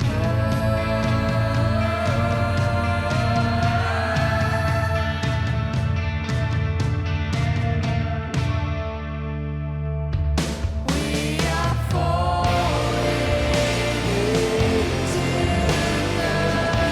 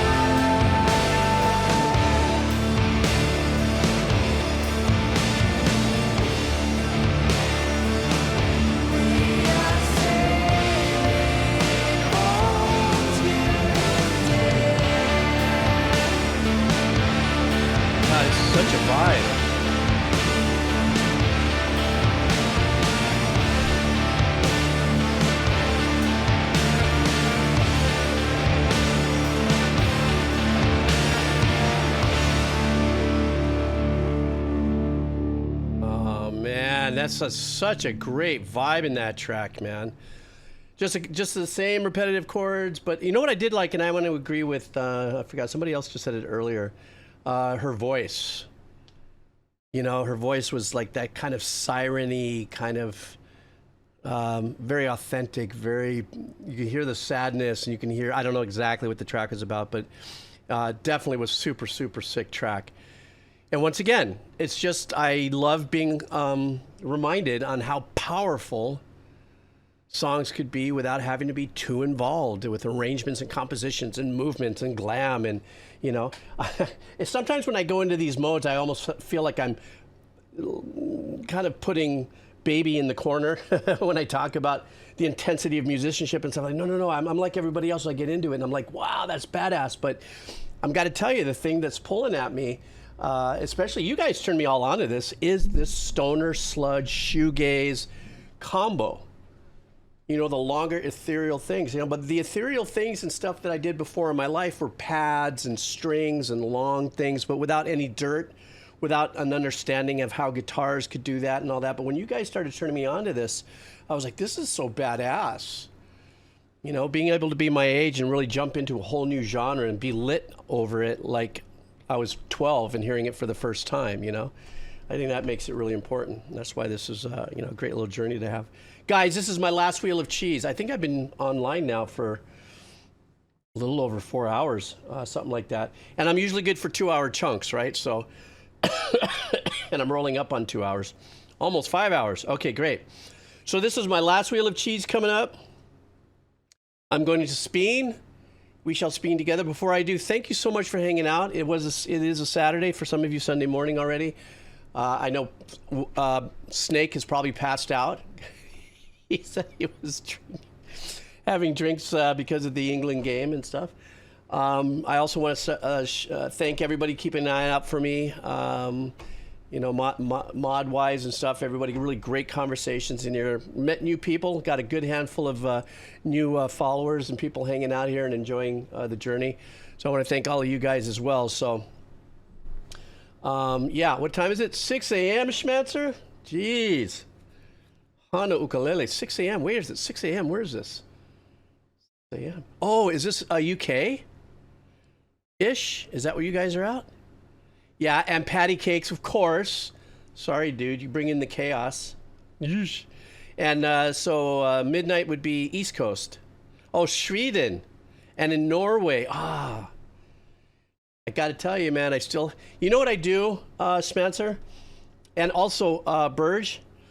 Sometimes when I'm chilling at nighttime and I just need to shut my fucking brain off, I love watching videos of the trains going through the mountains, you know, on snowy or beautiful, you know, of the place. I'm probably never going to get to Sweden or Norway in my life, but I can kind of romanticize the journey when, you know, I have a big enough TV and I just turn it on, and really you just hear the rail click, click, click, click, you know, all that sort of stuff, and I'm like, that's so freaking beautiful. Oh my God. Another kind of paradise. You know what I mean? I know I live in Hawaii, and that's a paradise. I think people, you know, connect with beaches and warm water and palm trees and stuff. Yes, I understand that. For me, I don't know. I feel like in some moment I've got to go to Norway or Sweden and kind of be able to, you know, kind of get in there. Okay, guys, here we go. Me talking too much. I like trains. I do like trains. Do you know my step-grandfather, so my stepfather's father, check this out.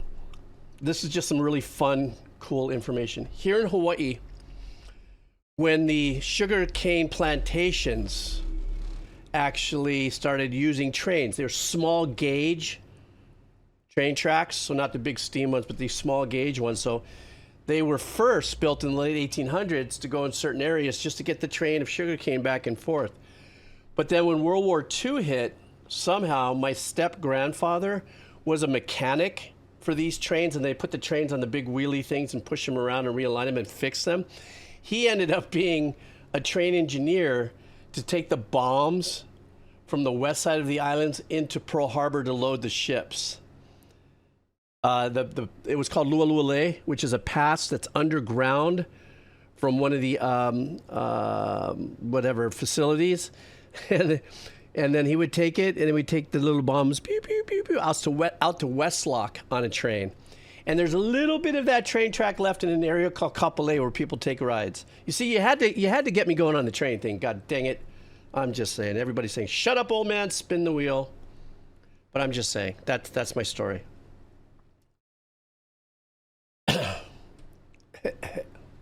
All right, guys, one last run. Are we all ready?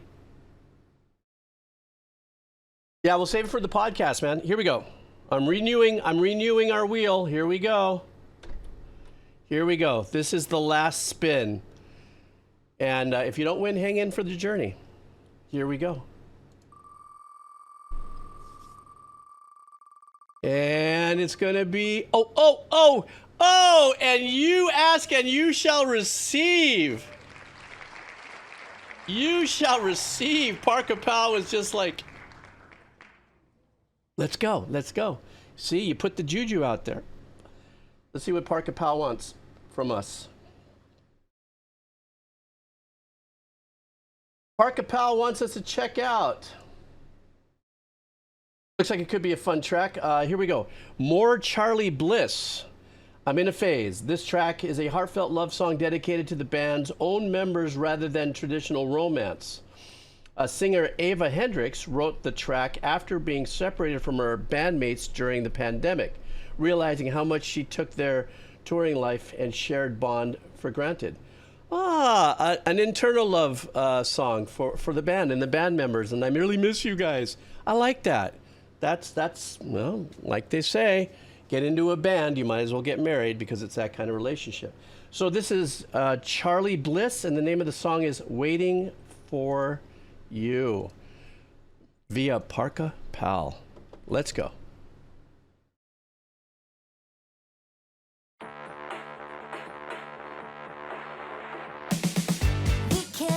Drive, 2 cokes in my empty hotel room, loving to see through.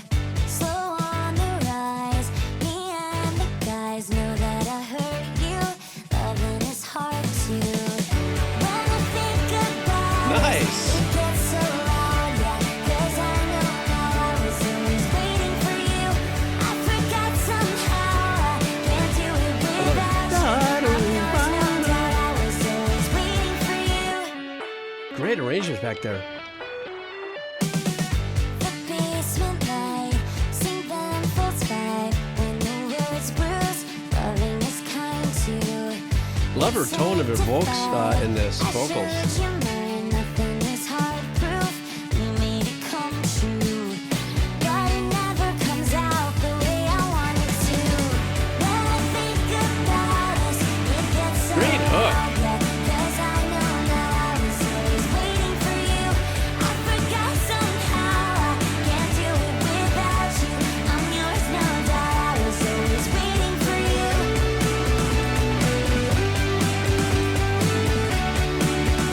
Yeah, having a good time singing the song.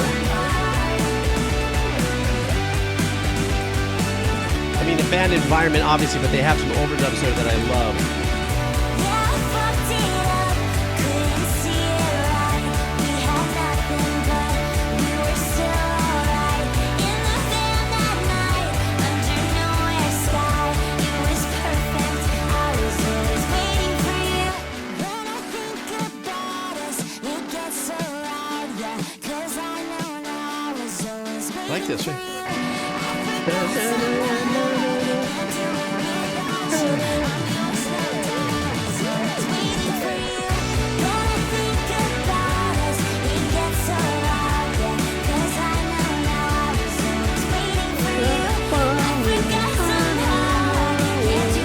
I love that arrangement. Listen, I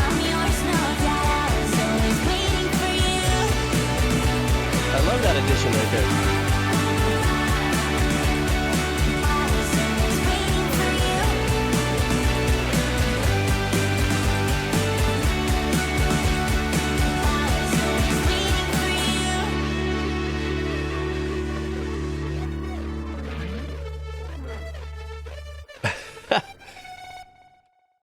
I like how they left a little piece of that part of the arrangement that I really liked. I was saying, oh, I like that arrangement right there. That's the thing. That da da da da da da da da da. That was such a great part of the hook there, and it also really filled it out. Now, obviously, that is a band there, but it sounded like there was some key type style overdubs just to fatten it up by the hook. But what a great track to actually end the stream with. I mean, just, very fun, very poppy, very upbeat. This was a great stream. I really super dug all the music we got in here. We had a really big rinse of various type of shoegaze and blended genres that I really loved. I also loved that we also heard some very unique, at the very beginning, in the first half of the stream, music were really emphasized on vocal melodies behind these really subtle, warm, syrupy, very current type production, lo-fi-ish. This was a great ass session, full stop. I think everybody would probably agree, except for a couple of my faux pas and faux pas. Let me stop my recording here.